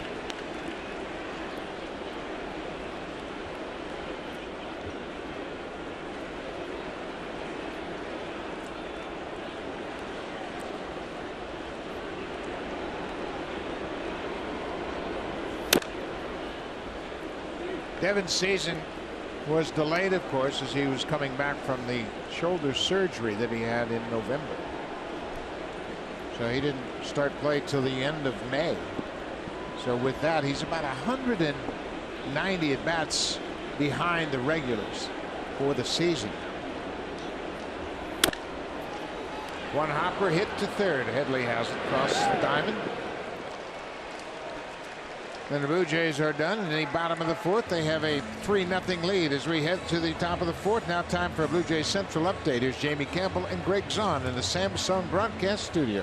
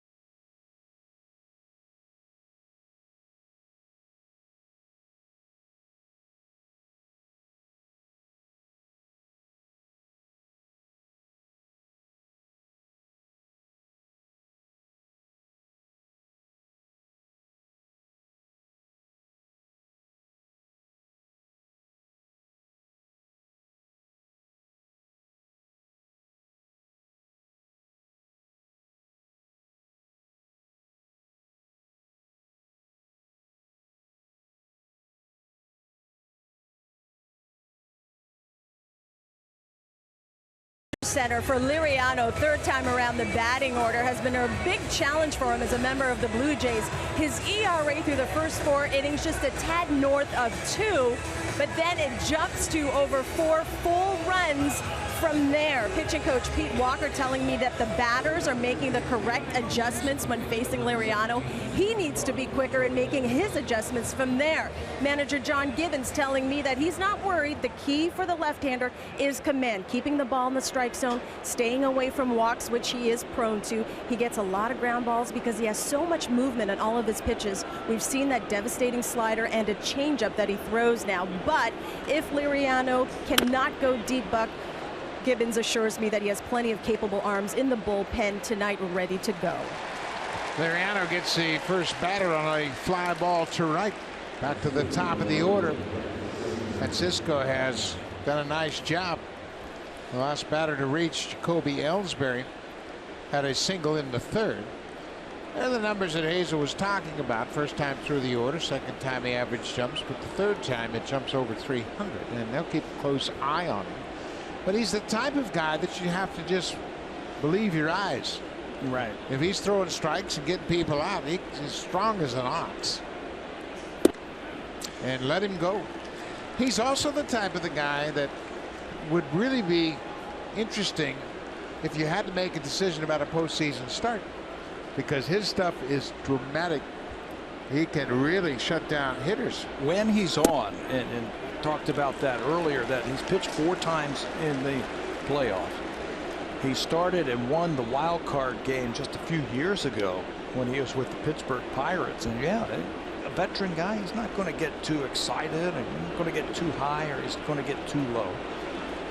With that third time through thing, I get the numbers, but I put more credence on what I see out there. And if he's pitching well, I don't care where you are in the lineup. If you make pitches with his stuff, you're going to get outs.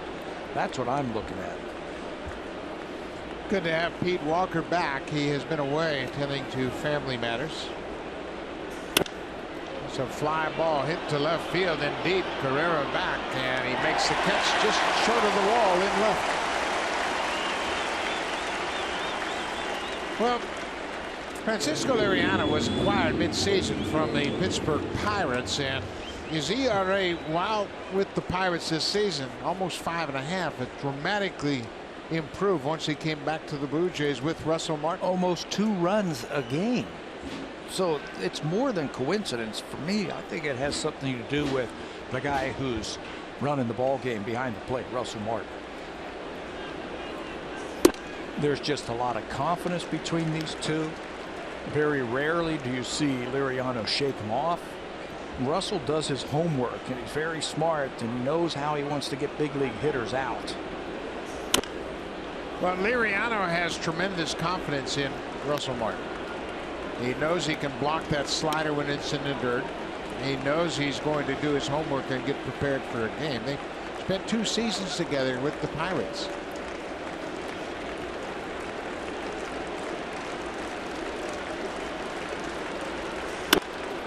Ground ball, weakly hit. Travis on the run, throws quickly. Nice play. Good play by Devin Travis. Liriano has retired 9 in a row.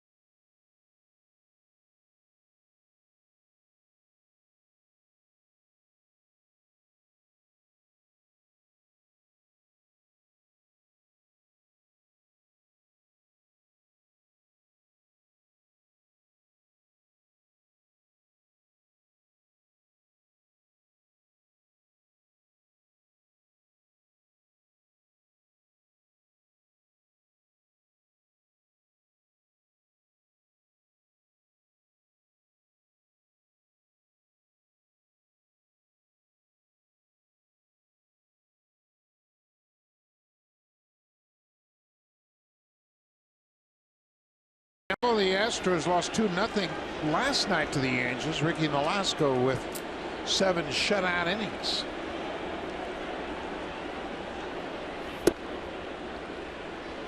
Josh Donaldson, who's just joining us. He's sporting a new look. Got the high top white shoes and has pulled up his pants. Got those pants leg hiked up there. So far, so good. Driven to left. Gardner's got room. Makes the catch just short of the fence in left.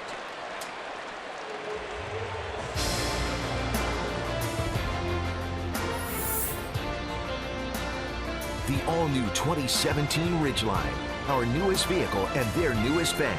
Honda, official vehicle of the Toronto Blue Jays.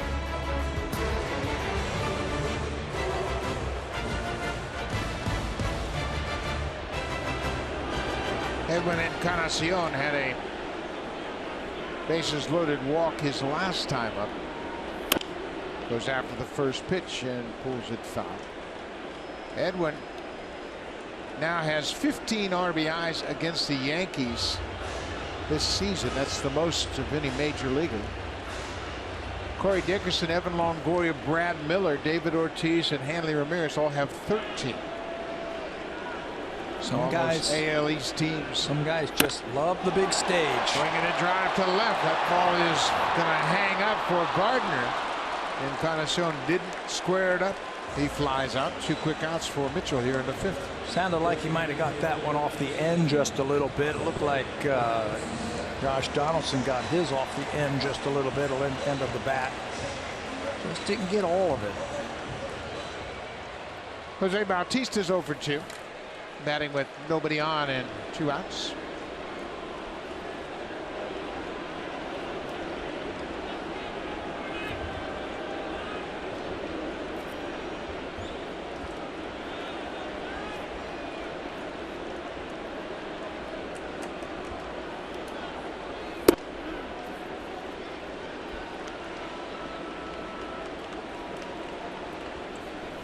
Blue Jays scored 2 in the 1st and another run in the 2nd, and Mitchell has slowed him down after that.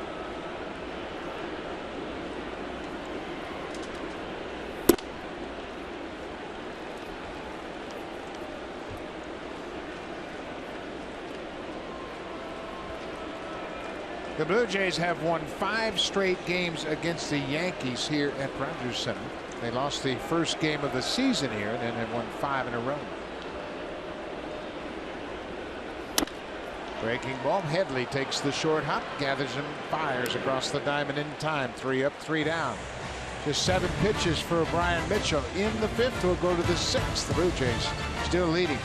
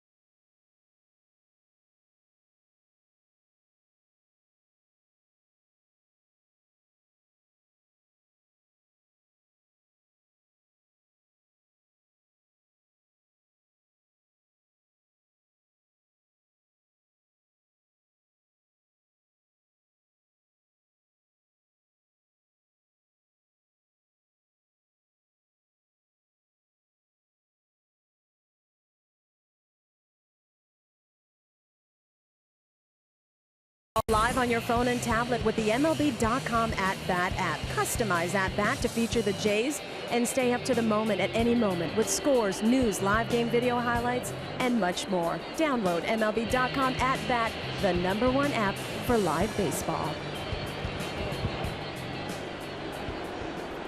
6th inning. Francisco Liriano facing Gary Sanchez. Sanchez has hit in all 6 games he's played against the Blue Jays. He got a double his first time up, flying out deep to center in the 3rd. He's had his share of extra base hits against the Blue Jays too. 19 home runs, and I know the discussion starting. Is this the Rookie of the Year?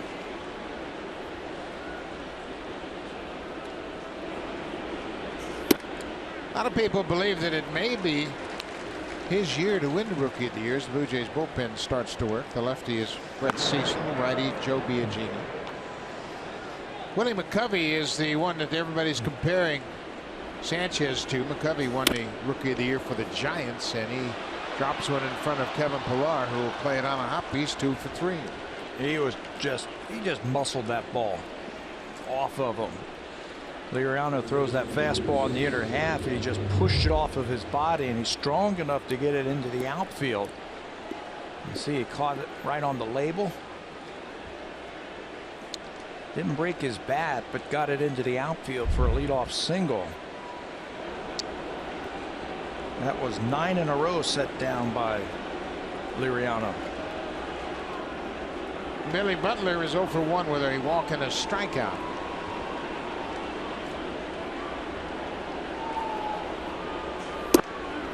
There's a first pitch strike.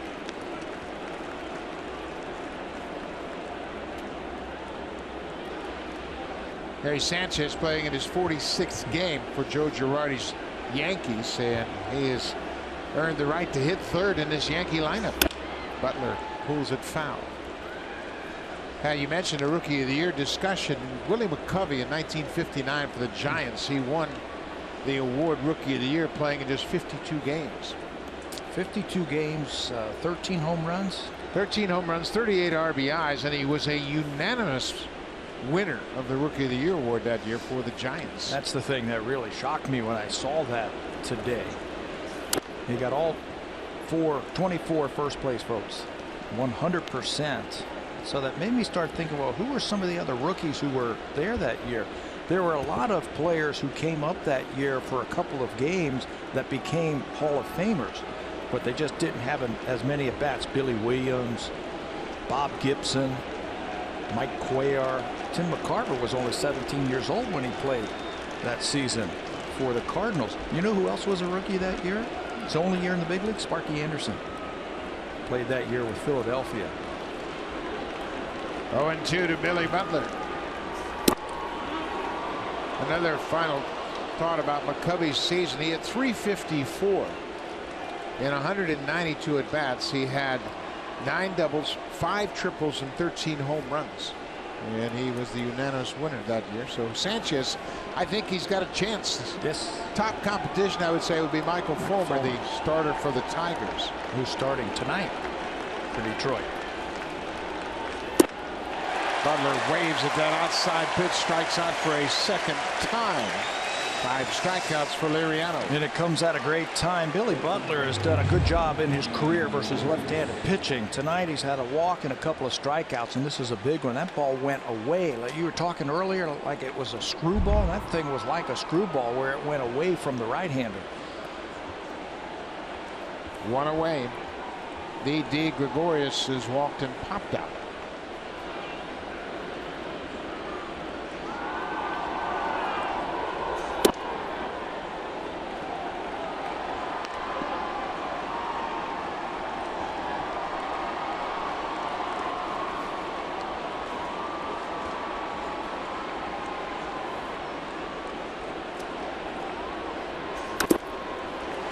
Fouls that one off.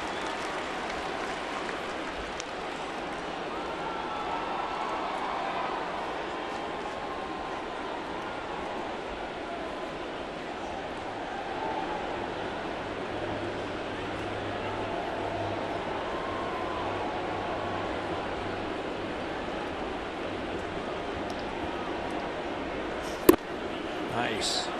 Wow. That's a good pitch. Russell Martin is as good as anybody in baseball at catching that low strike, especially the ones that move as dramatically as Liriano and Sanchez. They have that explosive fastball with late movement. He starts below the ball and brings it up into the strike zone, but not tonight. 2-2 now to Gregorius.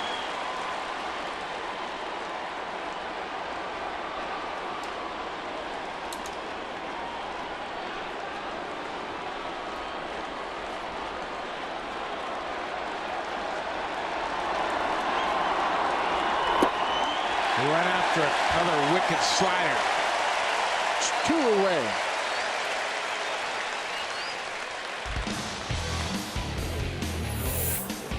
This Blue Jays Rogers 4K broadcast is powered by the Samsung 4K SUHD TV.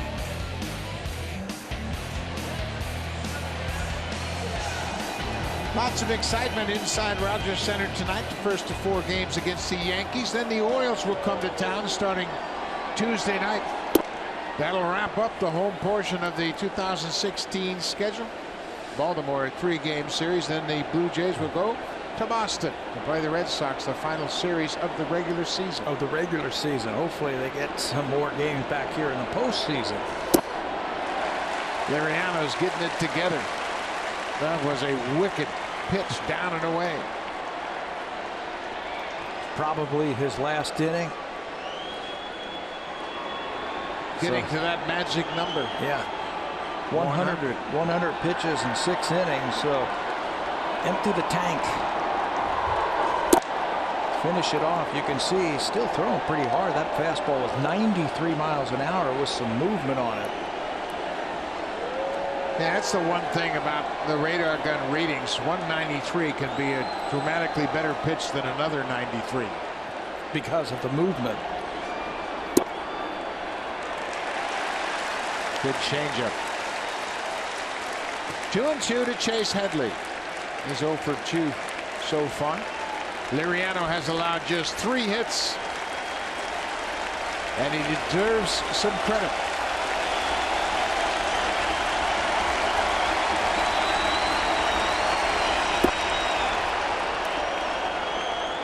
Full count, 2 away. Aaron Hicks is on deck.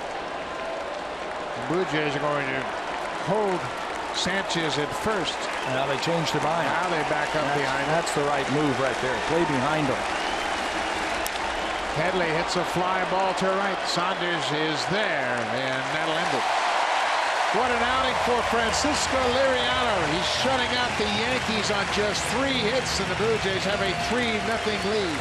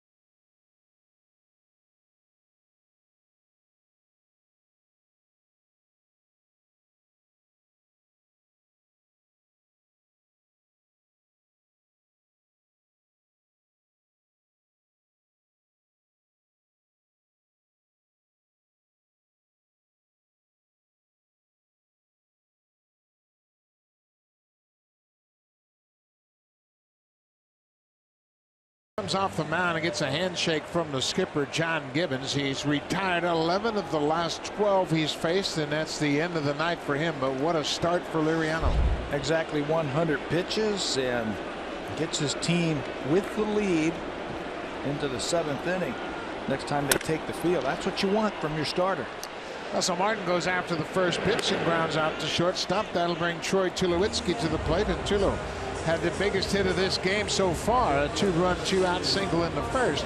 And you look at what Tulo has done since the trade, and this is coming into this game tonight, a full season, and the numbers are impressive. Yeah, if he played 162 games, this is his first 162, which represents a full season with the Blue Jays. I think I'd take those numbers. 29 homers, 90 RBIs, and 84 runs scored for your shortstop. Now, what you don't see on that is the leadership qualities that he has. Or you see that you don't see the great defense that he provides day in and day out. And something, Buck, you and I see a lot, especially on the road, Tulo coming out early and working with the infielders and making everybody around him better. So, yeah, I'll take the great numbers, but there's so much more, the intangibles from that man right there. He's as good a teammate as I've ever seen. He makes sure that everybody is taken care of. When youngsters come out to work, he's right there to help them out. And he really makes them all feel a big part of the team, and he has been a tremendous addition to this organization. 2 outs for Michael Saunders. You know, some things you just can't quantify with numbers. You know, the numbers are great, but his influence on all of these players, so important. Evan Travis was telling us today that, you know, every day on the road he goes out to breakfast with Goins and Tulowitzki, the 3 of them, every day. They talking baseball, being great teammates, learning the game from that guy right there. Saunders fouls it back. It's 2 balls and a strike.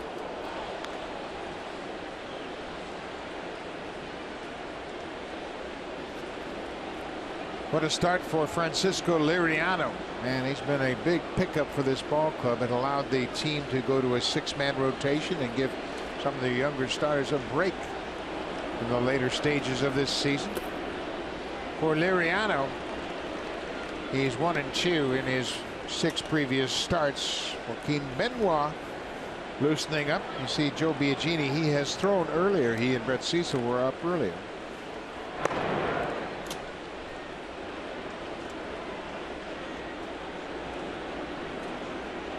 Saunders with a 3-1 count. Takes ball 4. That's the 4th walk issued by Brian Mitchell, and that'll snap a streak of 7 straight Blue Jays retired. 2-out walk here in the 6th. Larry Rothschild, the pitching coach, studying the Blue Jays matchups and making a suggestion to Joe Girardi how they're going to finish out this ball game. His pitch count is still pretty good, just 86 pitches here. It's from a guy that's had problems in the past throwing first pitch strikes.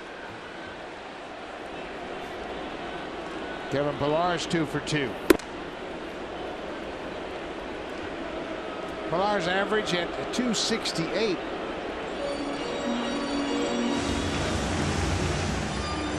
He's been dealing with that strained thumb ligament. Made some adjustments. You see he's got a rubber pad on his index finger of his right hand. Richard Blyer is throwing. Looks like they got a right-hander just now starting to throw. Just maybe getting loose in the bottom of your screen. Just limbering up a bit. Off the plate. Pillar has 34 doubles. That's going to bring Larry Rothschild out right there. They got the left-hander up. I'm wondering if that's for Carrera, who is on deck, if he loses Pillar. There is Zeke. Lefties haven't bothered Carrera one bit this year.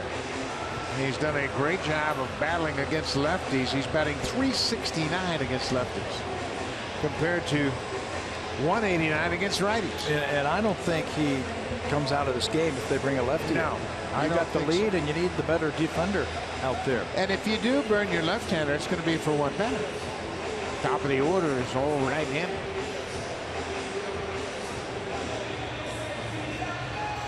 So Rothschild has delivered his message. It's a 2-0 count to Pilar, and there are 2 outs.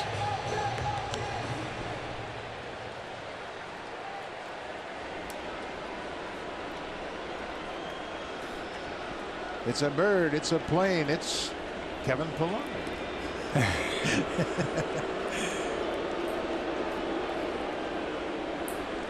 3-0 Blue Jays. We're in the bottom of the 6th. Boy, I'd love to watch Michael Saunders run right now. Hit a double. Let's see him run. We mentioned the 34 doubles for Pilar. That leads the Blue Jays in that department. Encarnacion has 33. A nice little gapper right now.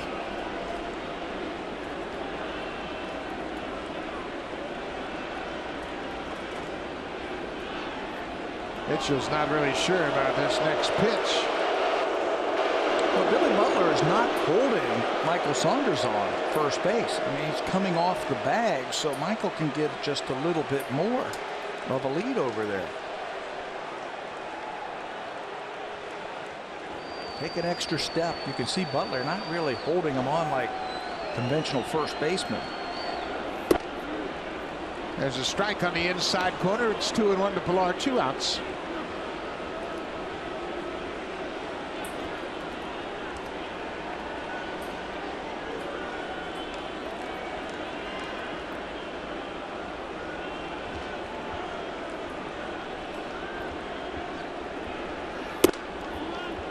Now it's 3-1. Ball outside.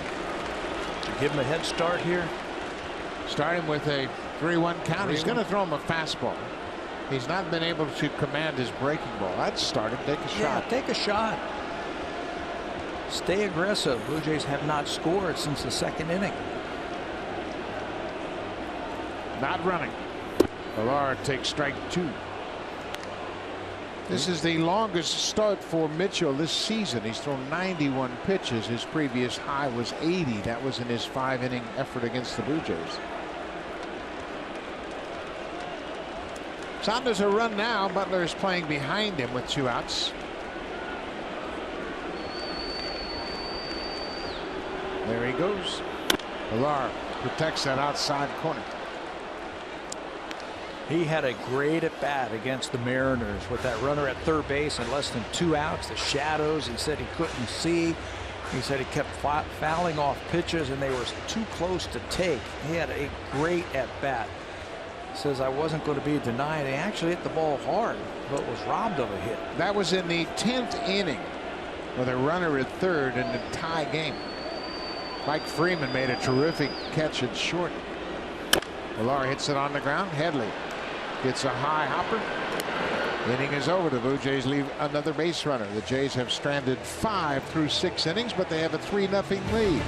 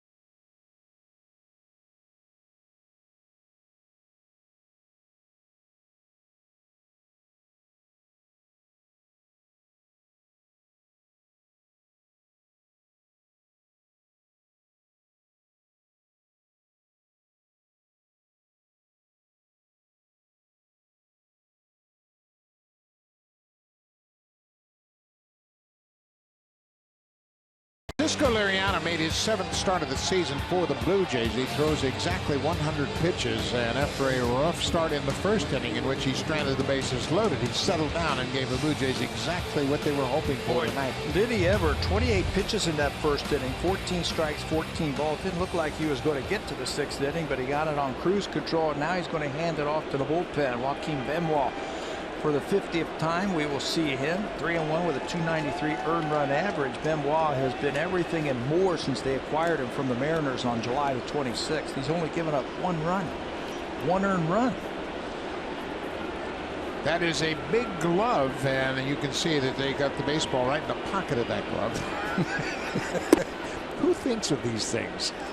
Yeah, you're at home, you're like, hey, let's dress up as a glove. As a glove.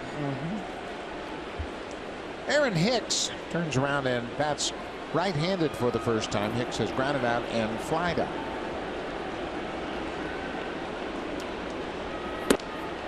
Benoit, Pat mentioned, he's allowed just 1 run over 21 2/3 innings since coming to the Blue Jays on July 26th. The trio of Benoit, Grilli, and Osuna, they've been terrific. They have combined to a 218 earned run average since the date that Benoit joined the team. You know, just like we talked about Liriano, as that ball finds its way into the seats. When we talk about Liriano and acquiring the veteran, it's not just Liriano and Benoit. Really, also you can throw them into that mix. Also, done a good job of getting veterans who are not going to be wowed by the situation, if you will. They just calm things down. They have a way of just slowing the game down. All 3 of these guys have been able to do that. They've provided some late inning stability for sure.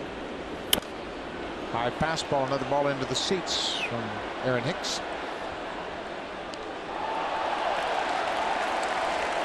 There's Jason Grilli on the right. He has taken over in the 8th inning. Benoit has been John Gibbons' 7th inning man when they have the lead. He was saying that out in Seattle. He was saying, you know, just get me the lead to the 7th inning and I can turn it over to my relievers, my 3 relievers, and they've been good for him. He has leaned on them heavily, and they have come through. 2-2 pitch to Hicks. Off the plate. The Yankees lost 2-0 last night to the Rays in St. Petersburg. It was the 11th time they've been shut out this season. The bats have gone silent lately. Tough time of the year.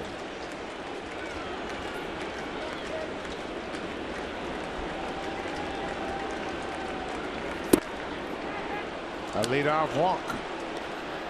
That's the 3rd walk for the Yankee batters tonight. Liriano walked 2 in the first. But the 11 shutouts this season for the Yankees, the 2nd highest total since 1991. They had 12 shutouts against them in 2013, and you can see some of the veteran batters starting to move around a little bit. Well, looks like Brian McCann couldn't find his helmet. Now that the left-handers out of the game, that means all the right-handers can come in. And here's, the left-handers can come in with the right-hander in there. McCann sitting on that bench. There's Teixeira, a switch hitter, another lefty. So Austin Romine is going to be out. Brian McCann, the veteran, in. McCann's playing time has been dramatically reduced with the promotion of Gary Sanchez, and the fact that Sanchez has been swinging the bat so well. So McCann will come on to pinch hit. He's the veteran, and he has been kind of reduced to a role situation as a pinch hitter this season. McCann is 0 for 11, but he's got some power. Yeah, still plenty of power, and he looks to yank balls to right field. You can see the Blue Jays playing their defense. 3 infielders on the right side.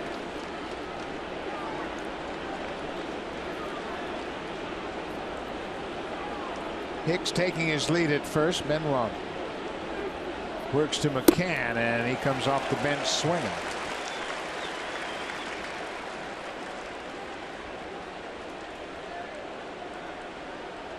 McCann's only had 1 at bat against Benoit. He's 0 for 1. Brian had some good at-bats against the Blue Jays when they were in New York.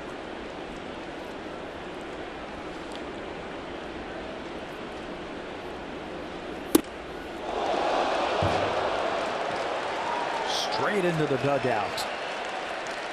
That might have scattered some of his teammates. Ryan, you okay down there? All right.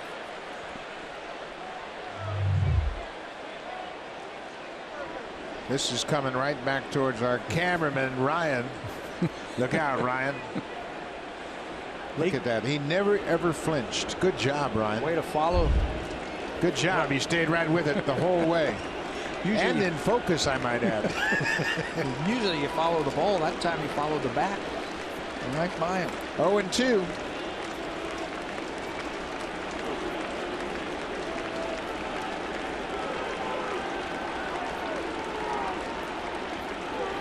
Off the plate.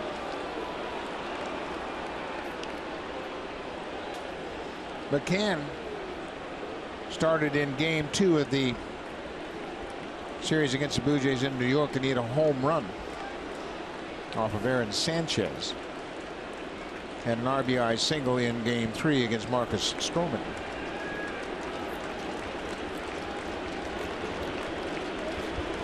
One and two, nobody out.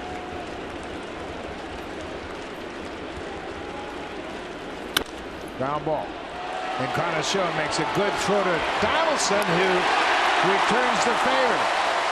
That is a 3-5-3 double play, something you don't see very often, but they turned it very smoothly. 3-5-3. Yeah, you're right. That doesn't happen very often. After it got to 2 strikes, the Blue Jays really went into shift mode, and Donaldson was playing right at the shortstop's position. Catches, make sure that foot is on the base, and then has plenty of time to finish off the double play. What a good play by Encarnacion. He's made his 67th start at first tonight, and he got rid of that ball so quickly. Donaldson had so much time to really dance around the bag wherever the throw would take him. 2 outs for the number 9 hitter. Boy, that double play can change the complexion of any inning. Leadoff walk. How many times have we seen a leadoff walk find its way around the bases?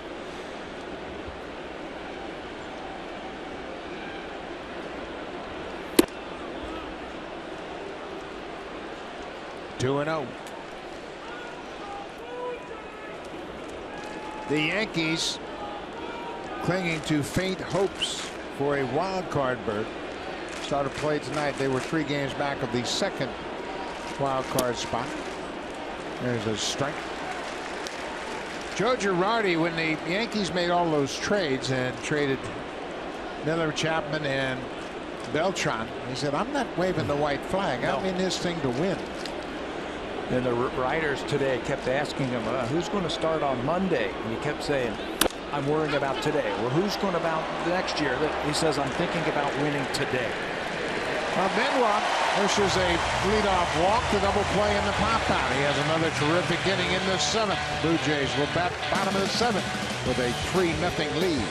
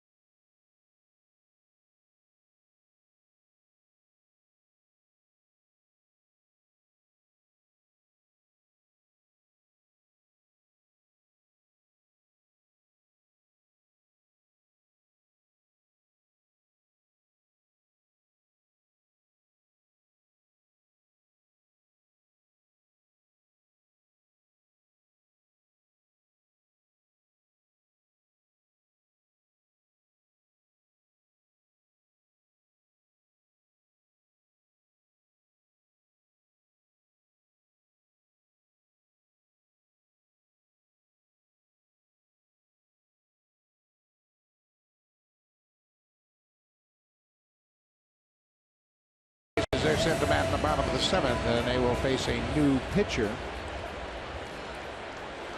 It'll be Blake Parker taking over here in the 7th inning for the starter, Brian Mitchell. There are the numbers for Parker. They picked him up on waivers from Seattle when they got rid of him in August. Parker pitched against the Blue Jays in that series sweep back at Yankee Stadium. That's a first pitch strike to Ezekiel Carrera. Carrera is 1 for 2. He hit a single to right in the 2nd and grounded out to first.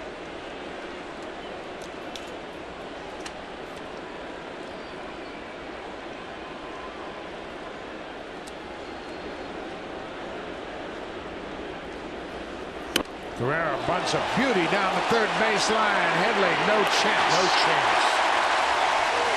Oh, what a great bunt. Carrera's always looking for an opportunity to drop a bunt down, and that time he hit it right off the end of the bat and really took the sting out of it. Well, he got a great pitch, first of all, the bunt. It looked like an off-speed pitch, and it's going down, so when you bunt it, the ball goes down into the ground. You just deaden it in front of Chase Headley. That's a splitter. Watch the ball go down. It helps you to pick up the spin and hit that ball on the ground for a bunt base hit. Back to the top of the order. Devin Travis is 0 for 2 with a sacrifice bunt. I mentioned that Parker pitched in that game, that big game the Blue Jays lost, 7-6 game. Remember, they were coming back against Dylan Betances. It was Parker who came in and picked up his first save in that game. Struck out Kevin Pillar with the bases loaded and got smoked to fly out to left field. So the Blue Jays know this right-hander. Travis behind 0-1. Now it's 0-2. The bunt base hit for Carrera, his 6th of the season. The major league leader in bunt base hits, Cesar Hernandez of the Phillies. Adam Eaton leads the American League. He's got 10.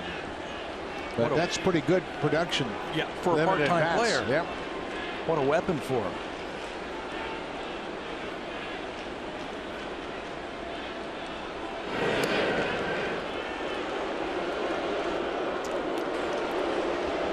That's another thing right there that Tim Leeper, the first base coach, will make note of. When Parker came to first, he kind of lobbed that over there, and he didn't really come over there firing, and it makes Leeper wonder if that's going to be the way he will throw, kind of tentatively to first. Just not enough film on him to get his move over to first base. One thing, and I remember this happened in that game that the Blue Jays played against him when he pitched. They were saying, contending that he was stopping twice. You can see he's got that exaggerated movement when he tries to come set. He stops and then he brings his hands down again and stops twice. And I know the Blue Jay batters were questioning that. That was a big situation. Bases loaded and just 1 out. See the movement. See the 2 stops. Travis stays on that pitch.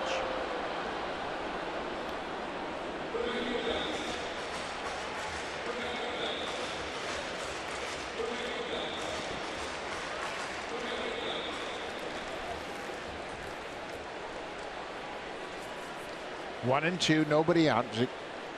Carrera at first. Ezekiel had the bunt base hit to start the inning. Blue Jays haven't scored since the 2nd.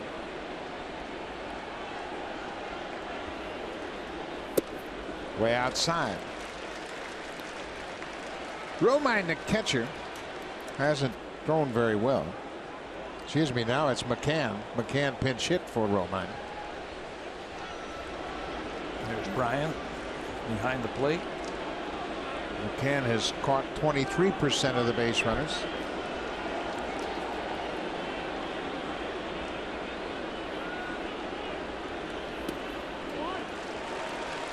Three and 2. It starts a runner in this situation because you got Donaldson and Encarnacion coming up. By starting the runner, even if they hit a ground ball, you hope to stay out of a double play. And Devin makes good contact. Yeah, and get the runner in scoring position. Might throw him a splitter. You can see he's got that split grip that he likes to use.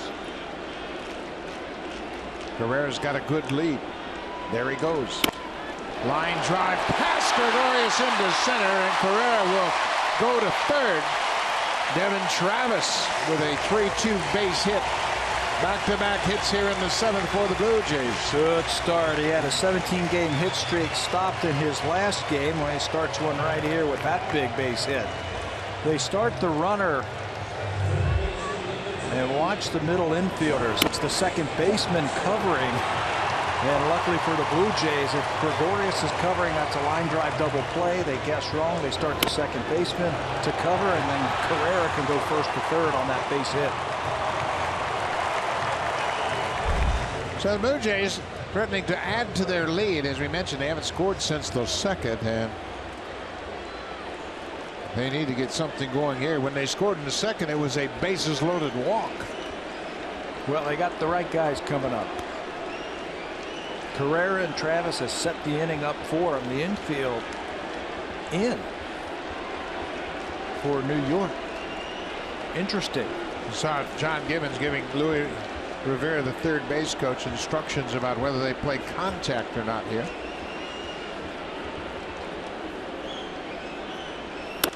Donaldson hits it high and deep to right. Hicks into foul ground, and he makes the catch. Here's the throw to the plate. Carrera will stop. Terrific throw from Hicks. The ball gets away, and that'll allow Travis to move to second. Heads up running by Travis, as now he gets himself to second, and the Blue Jays are out of that double play situation. You know, heads up because he went back to tag. You know, you're taught first and third situation, fair ball, foul ball, it doesn't matter, tag up. Infield's going to stay in now with Travis now in scoring position. There's Carrera. He's going to tag up. Short fly ball. You don't want to run into an out, so he was just going to bluff. And by bluffing, he makes Hicks throw home and gets away from McCann. And there's Devin right behind him. So no chance for Encarnacion to swing. And now they're going to put him on. And again, Bautista will bat with the bases loaded. You see that first toss on the intentional walk almost got away from McCann. That happened yesterday in the Minnesota game in the ninth inning. Just trying to lob it. It ended up scoring a run, didn't it? It sure did. They had a runner at third to trying to walk a batter, and they threw it back to the backstop, and it scored a run. All the Parrots want to see their man hit, but the Yankees are saying no. Devin Travis advances to second base on an air charge to the catcher, Brian McCann. But the throw went in, and McCann had to get away from him, and that allowed Travis to move into scoring position. That opened up first base, and Encarnacion is given the intentional pass. And now Bautista, we mentioned. Jose struck out early in his first at bat, and then had the bases loaded in the second when he grounded into a double play. Now he's got a chance to bust it wide open. Yeah, and I like this matchup for Jose. I think this is a good pitcher for him.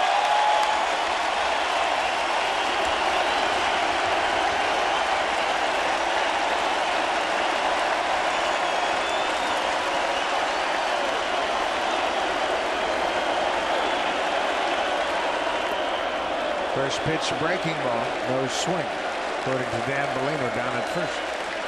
I like him because he doesn't throw 95, 98 miles an hour. He's got a breaking ball, and Jose can catch up to the breaking ball, and he's a good breaking ball hitter. Bautista, his first time facing Blake Parker.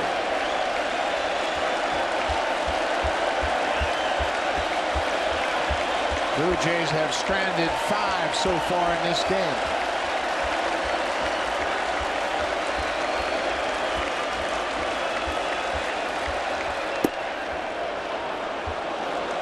Breaking ball for a strike. Get ready for it.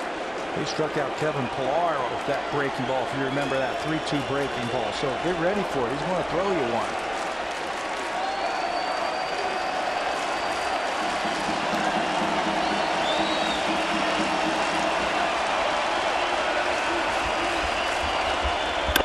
Bautista drills it down the left field line. Carrera's in to score. Here comes Travis. Encarnacion's going to third, and Bautista has delivered a 2-run double.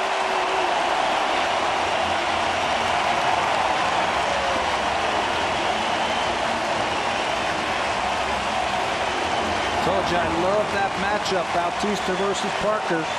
You knew he wanted to do something after bouncing into a double play with the bases loaded in the second inning. He wanted some more RBIs, and he's going to get them. 2 RBIs for Bautista, now has 62 on the season. Big hit for the Blue Jays, as they hadn't scored since the second inning, and Bautista makes sure they score there. And they got a chance to score some more. Russell Martin at the plate, infield in, a couple more in scoring position for him. 5-0 Blue Jays.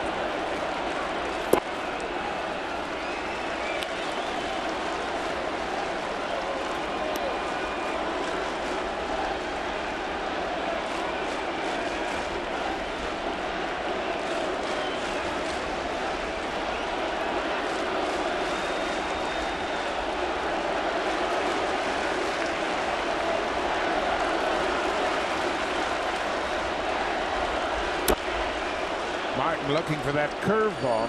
It was a good one, and he fouled it out. Curveball splitter, and he doesn't throw 95, so you can look off speed pitch. James Pazos loosening up for the Yankees.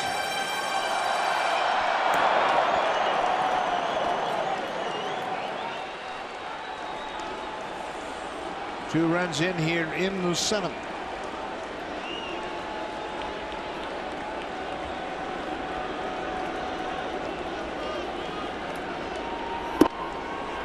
That's high. Don't forget who got this rally started.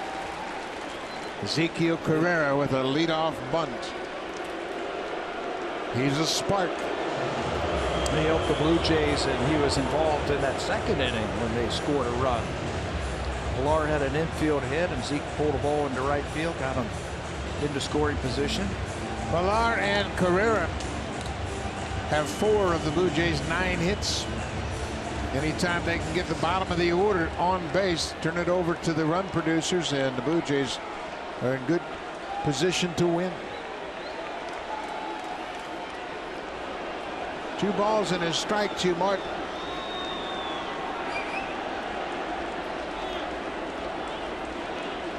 Martin asked for time, as Parker took too much time after the visit by the catcher. You'd think they wouldn't have any problems. Well, he's in no hurry, just taking his time. Russell finally said timeout. Let's do it again.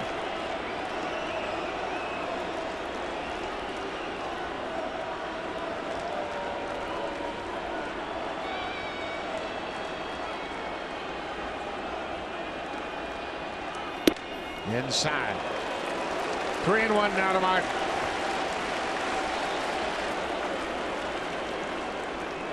Troy Tulowitzki with a 2-run single in the first, waiting on deck.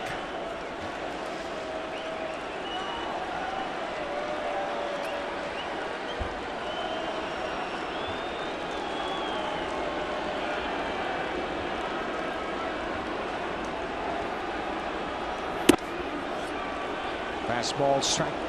Now it's a full count.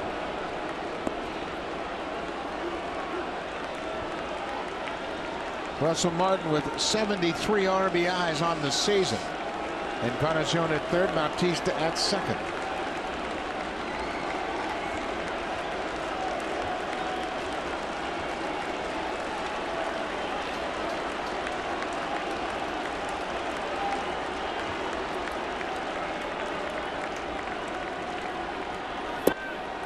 That'll load the bases again. Troy Tulowitzki will come to the plate. He had a big hit back in the first. Drive of the game brought to you by Honda, official vehicle of the Toronto Blue Jays, proud fan since 1977. Well, you talked about it. We're going to show it to you.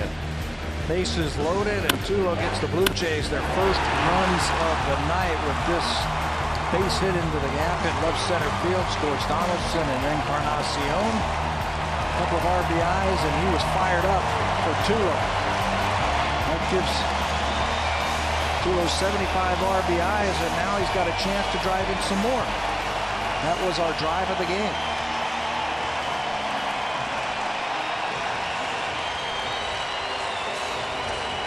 We mentioned Tulowitzki didn't have much luck on the road. He only had 4 hits in the 7 games, and boy, did he hit the ball hard. And he's done that tonight. Yeah, he's hit the ball hard all over the place. Down the left field line, we saw him down the right field line. He's got a chance now to just jump on this one.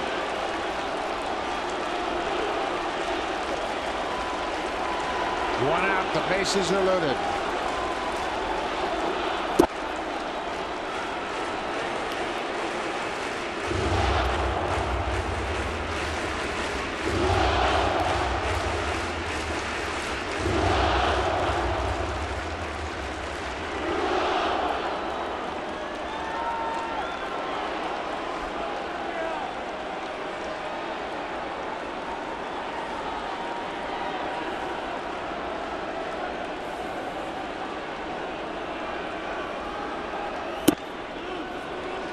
Just off the outside edge, 1-1.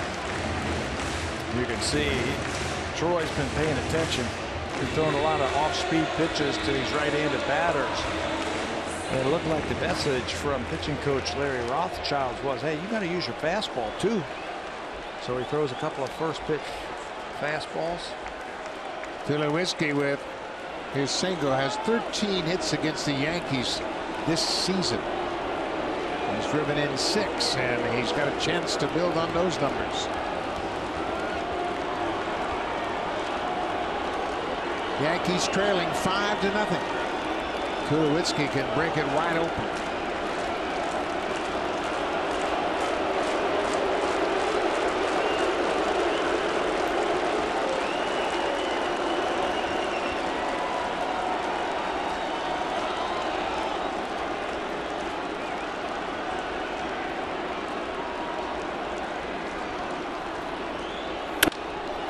Base hit to right, and Colishaw's in to score. Here comes Bautista. The throw from Hicks is a good one, and Bautista slides past the tag of McCann.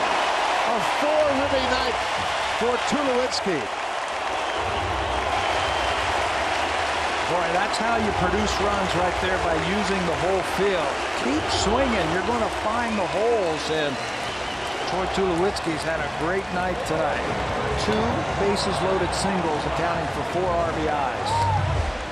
One more time. There's holes out there. You got to find them, and he does to right field. Billy Rivera being very aggressive. I love it at third base. Sends Bautista. It comes in through the back door, and the Blue Jays have blown this one wide open. There'll be a pitching change. Tulowitzki, the man of the hour, with a 4 RBI night. James Pazos into the game. Pinch hitter Melvin Upton Jr. will bat when we come back.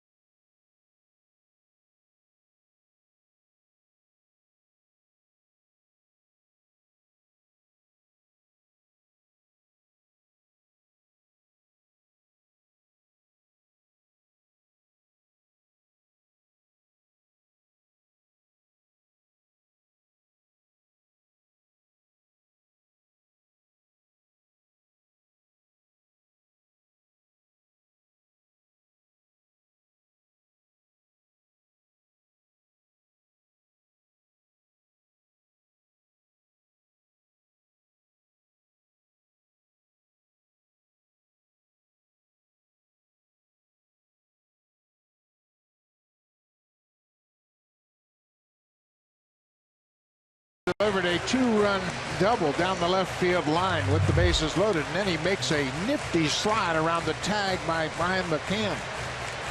Pretty strong throw from Aaron Hicks right on line, but Jose, he's done that before where he comes to the outside. You can see Encarnacion telling him where to slide, saying get down to the outside. You slide past it, reach back with your hand. Score the 7th run for the Blue Jays. Another big inning for the Blue Jays, a 4-run inning here in the 7th. There's still just 1 out. James Pazos in for just the 4th time this season. He'll face a pinch hitter. Melvin Upton Jr. will come off the bench to face Pazos. Pazos has a good arm. Just a young player, and this worked out really nice for the Blue Jays. Got a couple of runners on. You can bring in Melvin Upton off the bench to face the left-hander. Martin at second, Tulowitzki at first. First pitch strike. Upton for the season batting .239 with 20 homers.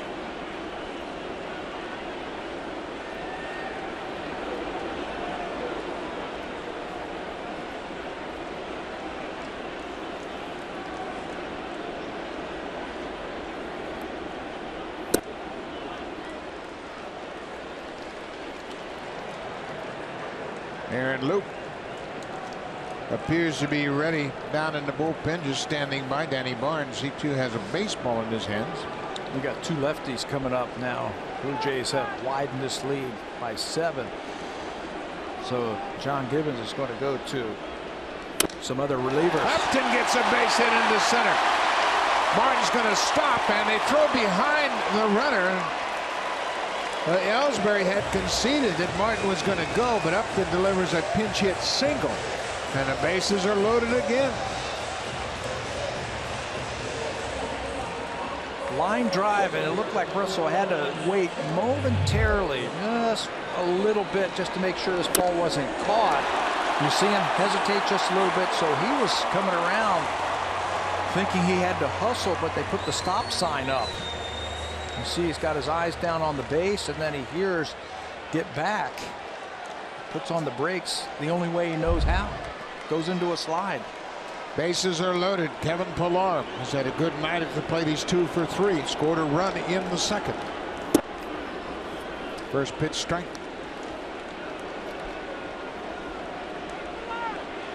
A 4-run inning, and the Blue Jays have a 7-0 lead. 7 runs on 11 hits.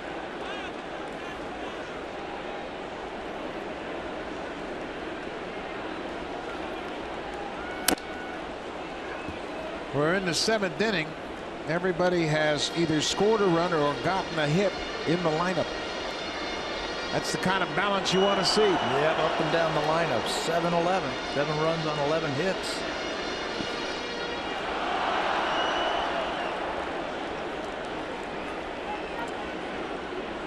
Benoit pitched the top half of this inning, seemed like an hour ago. 0-2. Pillar hits it on the ground. Butler will come home for 1. No chance for a return to first as Butler forces Martin at the plate.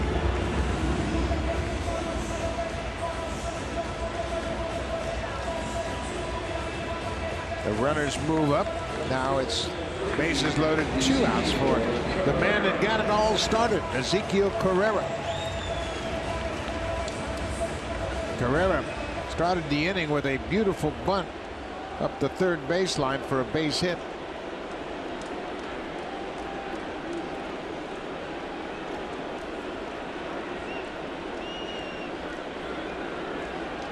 Carrera is 2 for 3 with a run scored.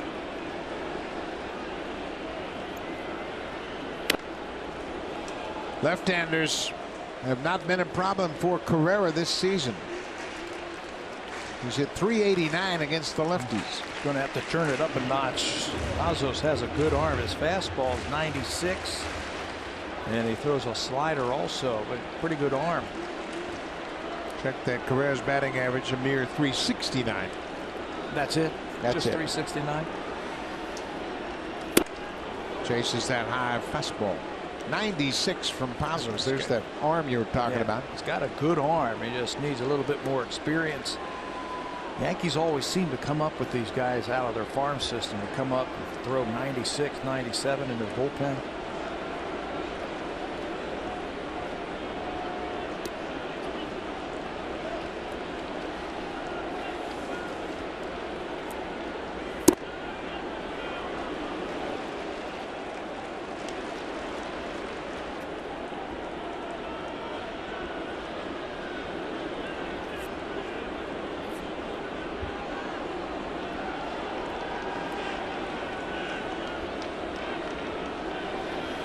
One and two to Carrera.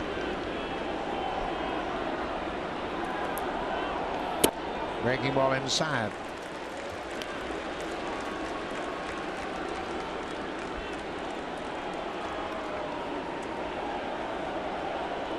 Five hits this inning for the Blue Jays. Bautista with the big double, a 2-run double.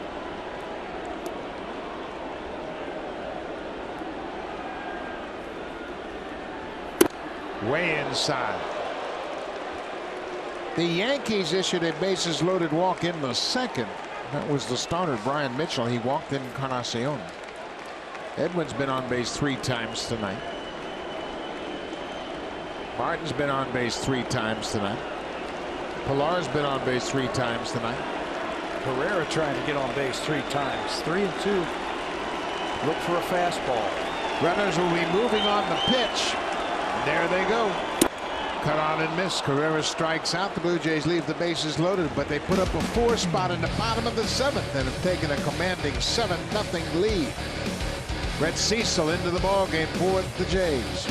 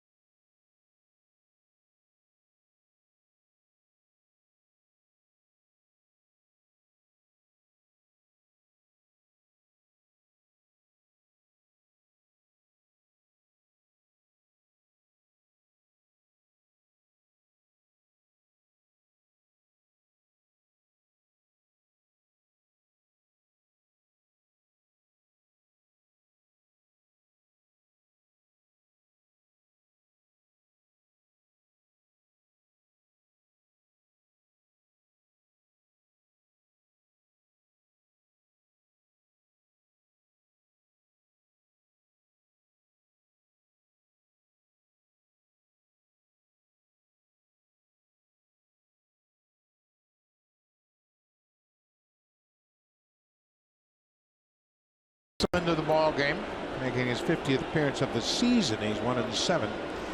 He becomes a key guy for the Blue Jays down the stretch, trying to get his stuff all in order. He becomes key because late innings, you got some tough left-handed batters coming up in the American League East. Chris Davis comes to mind, and Big Papi.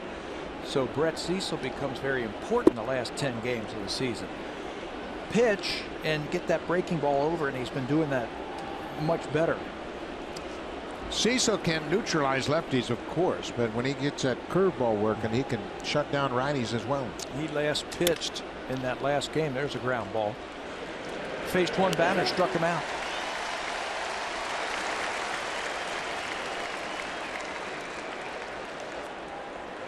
Melvin Upton Jr., the pinch hitter for Michael Saunders, he takes over defensively in left field, and with that, the starter in left, Ezekiel Carrera, moves over to right where Saunders was to start this game. One away for Brett Cecil. Jacoby Ellsbury's 1 for 3 at a single in the third.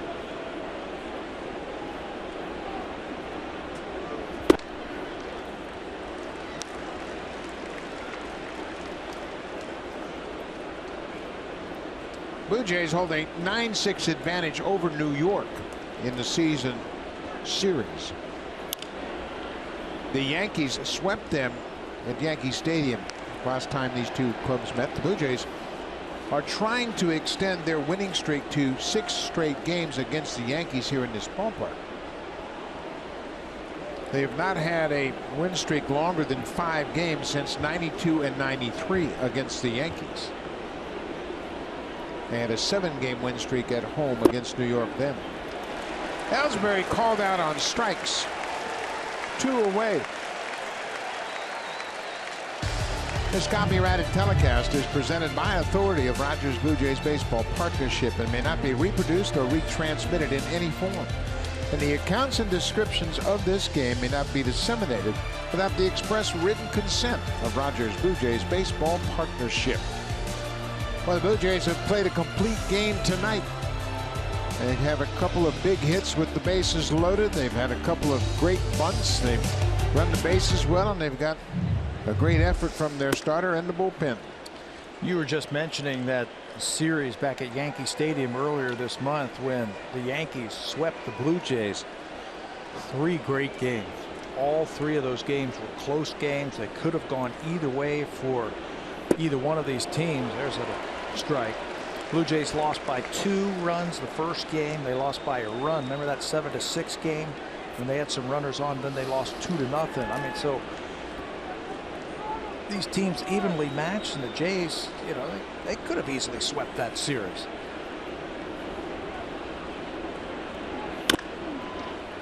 Donaldson with the backhand, throws in a hurry.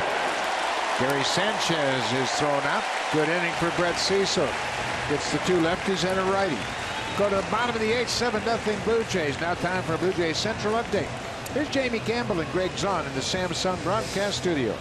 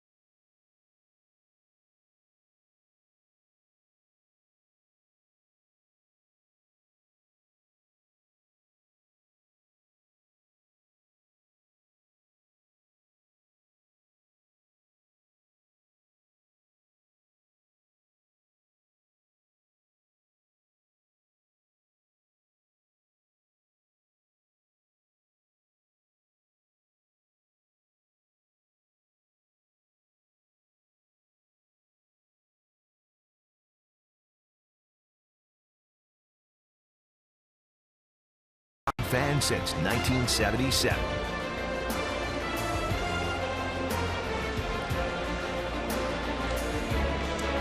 First game of this final homestand of the 2016 season, and the Blue Jays have a 7-0 lead as they are sent to bat. Francisco Liriano started the ball game, and he got the Blue Jays off on the right foot.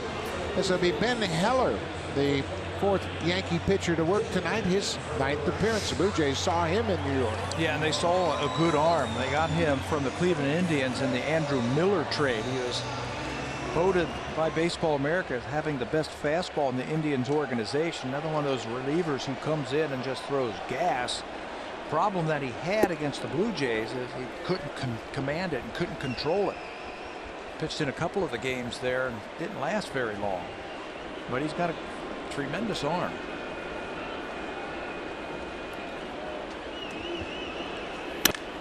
Swinging a drive deep to left field.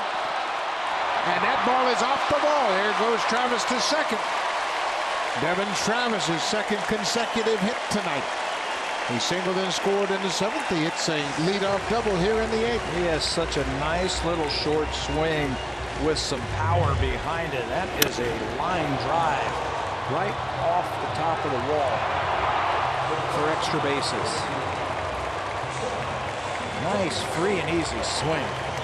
For Travis, that's his 26th double of the season. We mentioned this is his 94th game. 26 doubles, a triple, and 10 home runs for Devin Travis.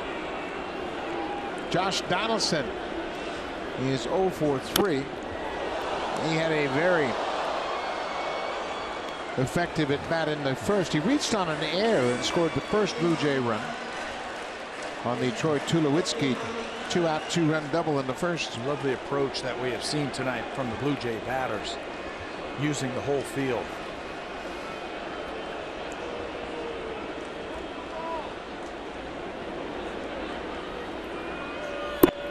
Donaldson's walk was his 102nd walk of the season. He has almost as many walks as strikeouts this year. That's pretty impressive. For a run producer, he has struck out 112 times. Now he has walked 102 times. He's also scored 117 runs. That ties him with Mookie Betts for the lead in the American League.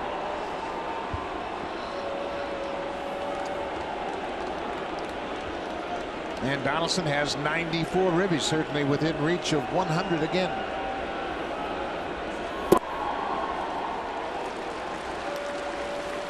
Donaldson getting on base has now become the 6th player in Blue Jays history with consecutive seasons of at least 300 total bases. And it's a who's who of sluggers in franchise history. I bet. Carlos Delgado leads the pack. He did it 4 times and had 4 seasons of 300 total bases in a row. Bautista in 10 and 11, of course, his 2 home run title seasons. Sean Green did it twice, 98, 99. Joe Carter, 91 and 92. George Bell, 86 and 87. And now Josh Donaldson, 15 and 16.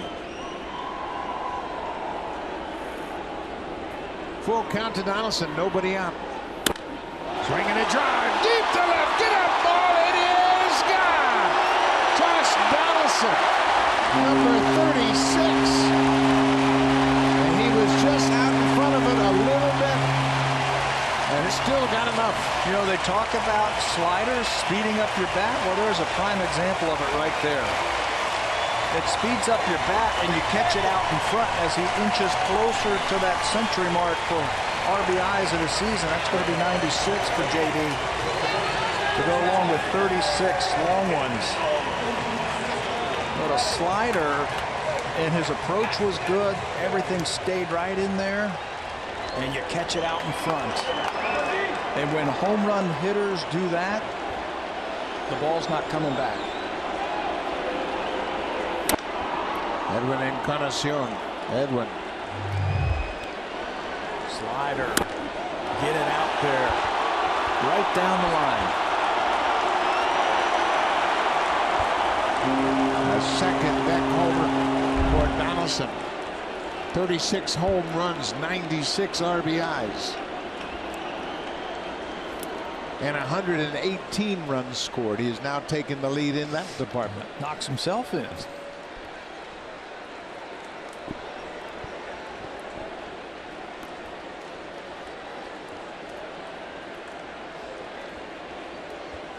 They're showing some signs, aren't they, of coming out of it? Isn't that interesting? And we've talked about it all season long. Coming into this game, the Blue Jays 7-12 in September. They got off to a rough start, 11-14 in April. And it's certainly not how you start, it's how you finish. And they want to finish with a kick. Carnacion gets jammed, and it's a little dribbler to the third base side of the mound.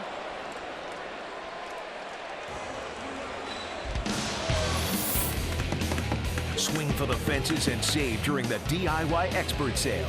Only at Home Building Center and Home Hardware Building Center.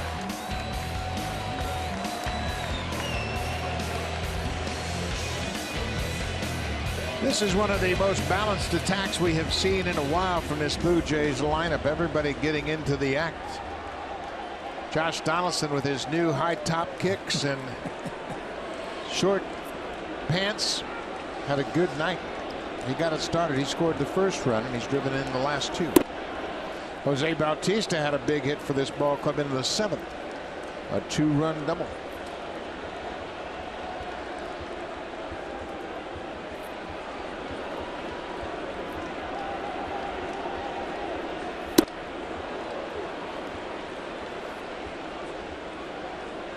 Four runs in the seventh, two more runs here in the eighth.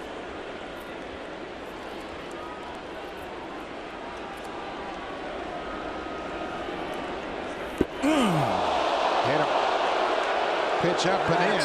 What you don't want to see right there. Threw him two sliders down and away, and then tried to go in, and he doesn't have great command to begin with, and then hits Jose. Brian McCann is arguing with the home plate umpire because Tom Hallion, the crew chief, has issued a warning to both teams. And Russell Martin, the other catcher, out to hear this discussion. He didn't do this on purpose. He just doesn't have the great command, and you can see Tom Hallion, the crew chief, issue a warning. But Brian McCann's right. Young kid just doesn't have the great command that you need. This one up and in, hits Jose. Looked like it glanced off the elbow and then hit him off the back. Never want to see that in a 9-0 game. Well, and Bautista's talking to Billy Butler, and Tom Hallion, a longtime veteran umpire, feels like there was some intent behind it, so he's put the warning in place. Both managers and the pitcher have been warned not to continue it, but I'm with you. I don't think that was intentional. He just let that get away. Intentional or not, it still hurts. It still hurts. It still hurts. And on that slow-mo shot that we had, it looked like it glanced off of the elbow pad, which might have slowed it down. But still, you're right. That one burns. Russell Martin is officially 1 for 2 tonight. Russell has walked twice. But it's been a nice approach offensively for the team all night long. Some clutch hits. The Yankees being shut out for a second consecutive night. They lost 2-0 to Tampa Bay last night, and Martin ducks away from that breaking ball. That's why Tom Hallion's not reacting to it. He knows it was a breaking ball.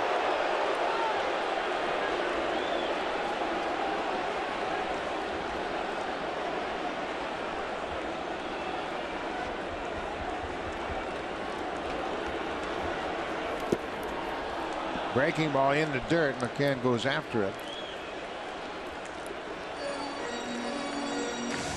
That's what happens sometimes in September, right? You bring up some young kids and they're excited and they get into the moment.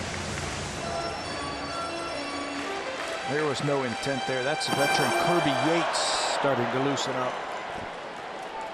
The Boston Red Sox have beaten Tampa Bay 2-1.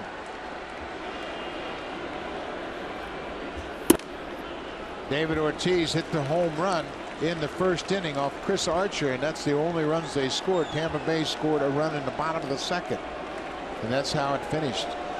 Chris Archer finishes up the ball game. He goes 6 innings and picks up his 19th loss of the season. He's 8-19. Russell Martin strikes out. Let's check in with Jamie Kemp.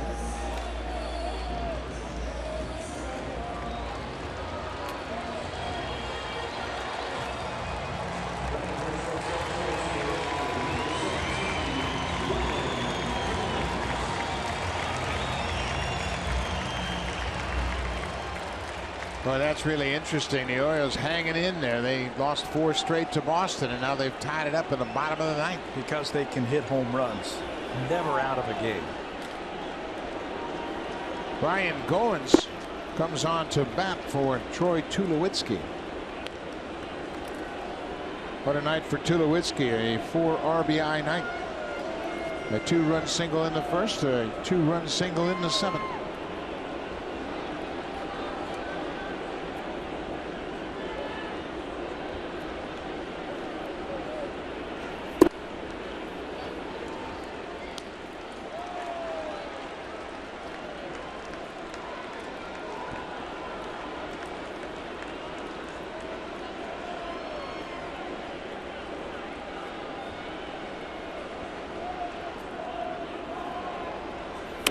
Goins fouls it off. 2-1 now.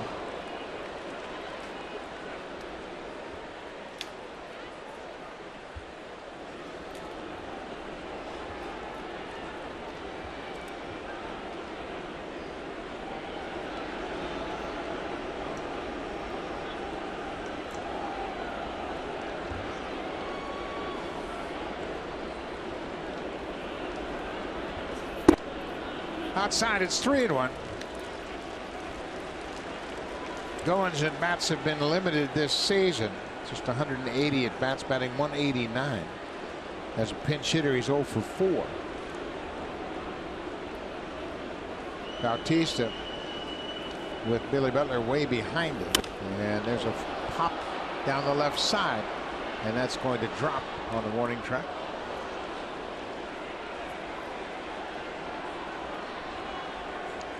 Goins had a base hit in the 12th inning on Wednesday afternoon against Seattle. He entered the game defensively as a first baseman. He had a sacrifice bunt in the 10th and a base hit to left in the 12th. Got to do those little things, and he made a nice play on that bunt too. He charged and threw a strike over to third base. Chance to do something here. Bautista on the move. Goins just strikes out. That'll take us to the 9th. The Blue Jays lead at 9-0 over New York. The Yankees with just 3 hits.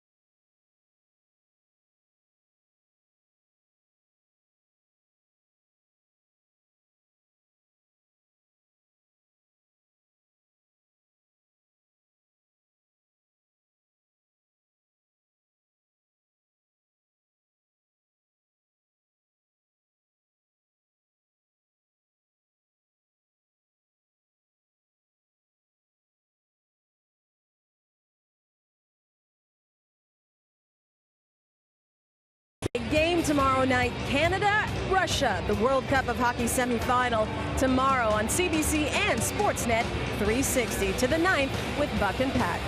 Thank you, Hazel. New pitcher for the Blue Jays will be Danny Barnes, making his 11th big league appearance of the season, and he's done a nice job. He's gotten some very big outs, and you see his numbers against lefties. He's pretty effective defensively. The Blue Jays have made some changes. Justin Smoak takes over at first. Darwin Barney at short. Ryan Goins pinch hit for Tulowitzki. He's at short. I said Barney, of course. He's at third. Barnes misses with that first pitch.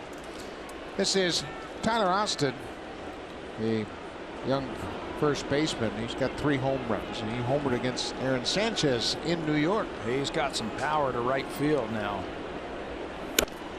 You can see that type of swing. It's an inside-out type of swing. He stays behind the ball, can hit the ball out at right field. And Girardi was asked today about why he wasn't, in against the lefty. He says, Billy Butler wanted to play him at first base, and said, why not in the outfield? Said, no, we consider him a first baseman, and he'll get the majority of the playing time at first base. The Yankees are 79 and 73, but I tell you what, they've had a good second half, getting some youngsters some playing time. Of course, Gary Sanchez came up and took the league by storm. He's at 19 home runs, but Tyler Austin, Aaron Judge, the right fielder that's currently got an oblique muscle. Yep. The middle infielders, Gregorius and Castro, they're 26 years old. And then they've got some young pitchers really coming on. So I think the future is kind of promising for the Yankees. They got a whole bunch of young players trading away their veterans at the trade deadline. Young players from other organizations that they're hoping will be the next wave of great young players for them.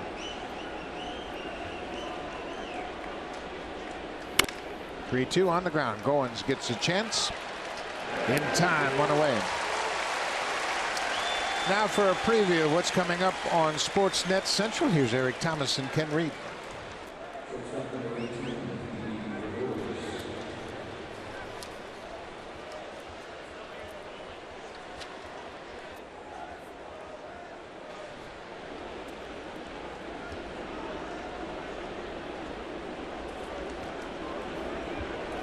Thank you very much, fellas. That's all coming up right after this ball game. Of course, a classic matchup in the semifinal game, Canada against Russia in the World Cup of Hockey.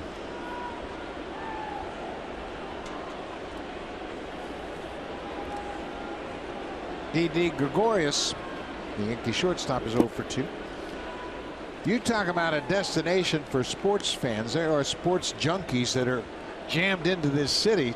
Take in the baseball against the Yankees in the World Cup, and then the Orioles are in town. So tell me about it. I've never heard so many different languages in my hotel in all the time I've spent here in Toronto. Rob Blake is here, the former great NHLer. He's with Team Canada in the front office, and a lot of hockey fans, of course. Hockey players are great baseball fans. Ground ball. Travis has it. 2 away. That should be interesting tomorrow. 4 o'clock start for the Blue Jays and Yankees, and then 7 o'clock the hockey game right down the street. Yeah, good luck driving around. That's a day where you don't drive. No, right? It's all on foot tomorrow, that's for sure. So John Gibbons' team 1 out away from winning the opener of this 4-game series against the Yankees. This is Rob Refsnyder coming off the bench to pinch hit for Chase Headley. Danny Barnes, a couple of ground ball outs here in the ninth. Francisco Liriano in line for the win. It would be his 2nd win as a Blue Jay. And what a job he did. He set the tone for this game. Pitched out of a bases loaded jam in the first.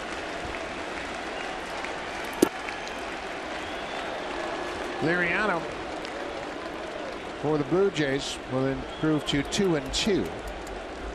And he dropped his ERA under 3.5 as a Blue Jay.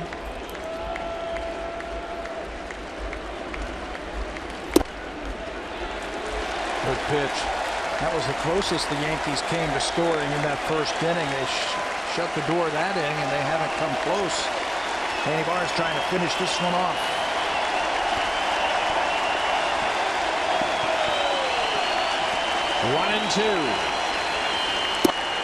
That's the ball game. Danny Bard retires the side in order. Barnes, a 3 up, 3 down, 9th inning for the Blue Jays. Win a laugher against the Yankees. The Yankees get no runs on 3 hits. Everybody contributing to the offense tonight. Yeah, maybe the offense is starting to wake up just a little bit. We are seeing signs of that, led by the veterans. Tonight it was Troy Tulowitzki with a big game. Bautista has picked up a couple of more RBIs. Everybody contributing. You get the great pitching. The bullpen shut it down. Blue Jays take game 1 of this big 4-game series with the Yankees. The Yankees are shut out for a 12th time. Back-to-back shutouts. The Blue Jays will play New York tomorrow. Thanks for watching. Stay tuned. Here's Sportsnet Central.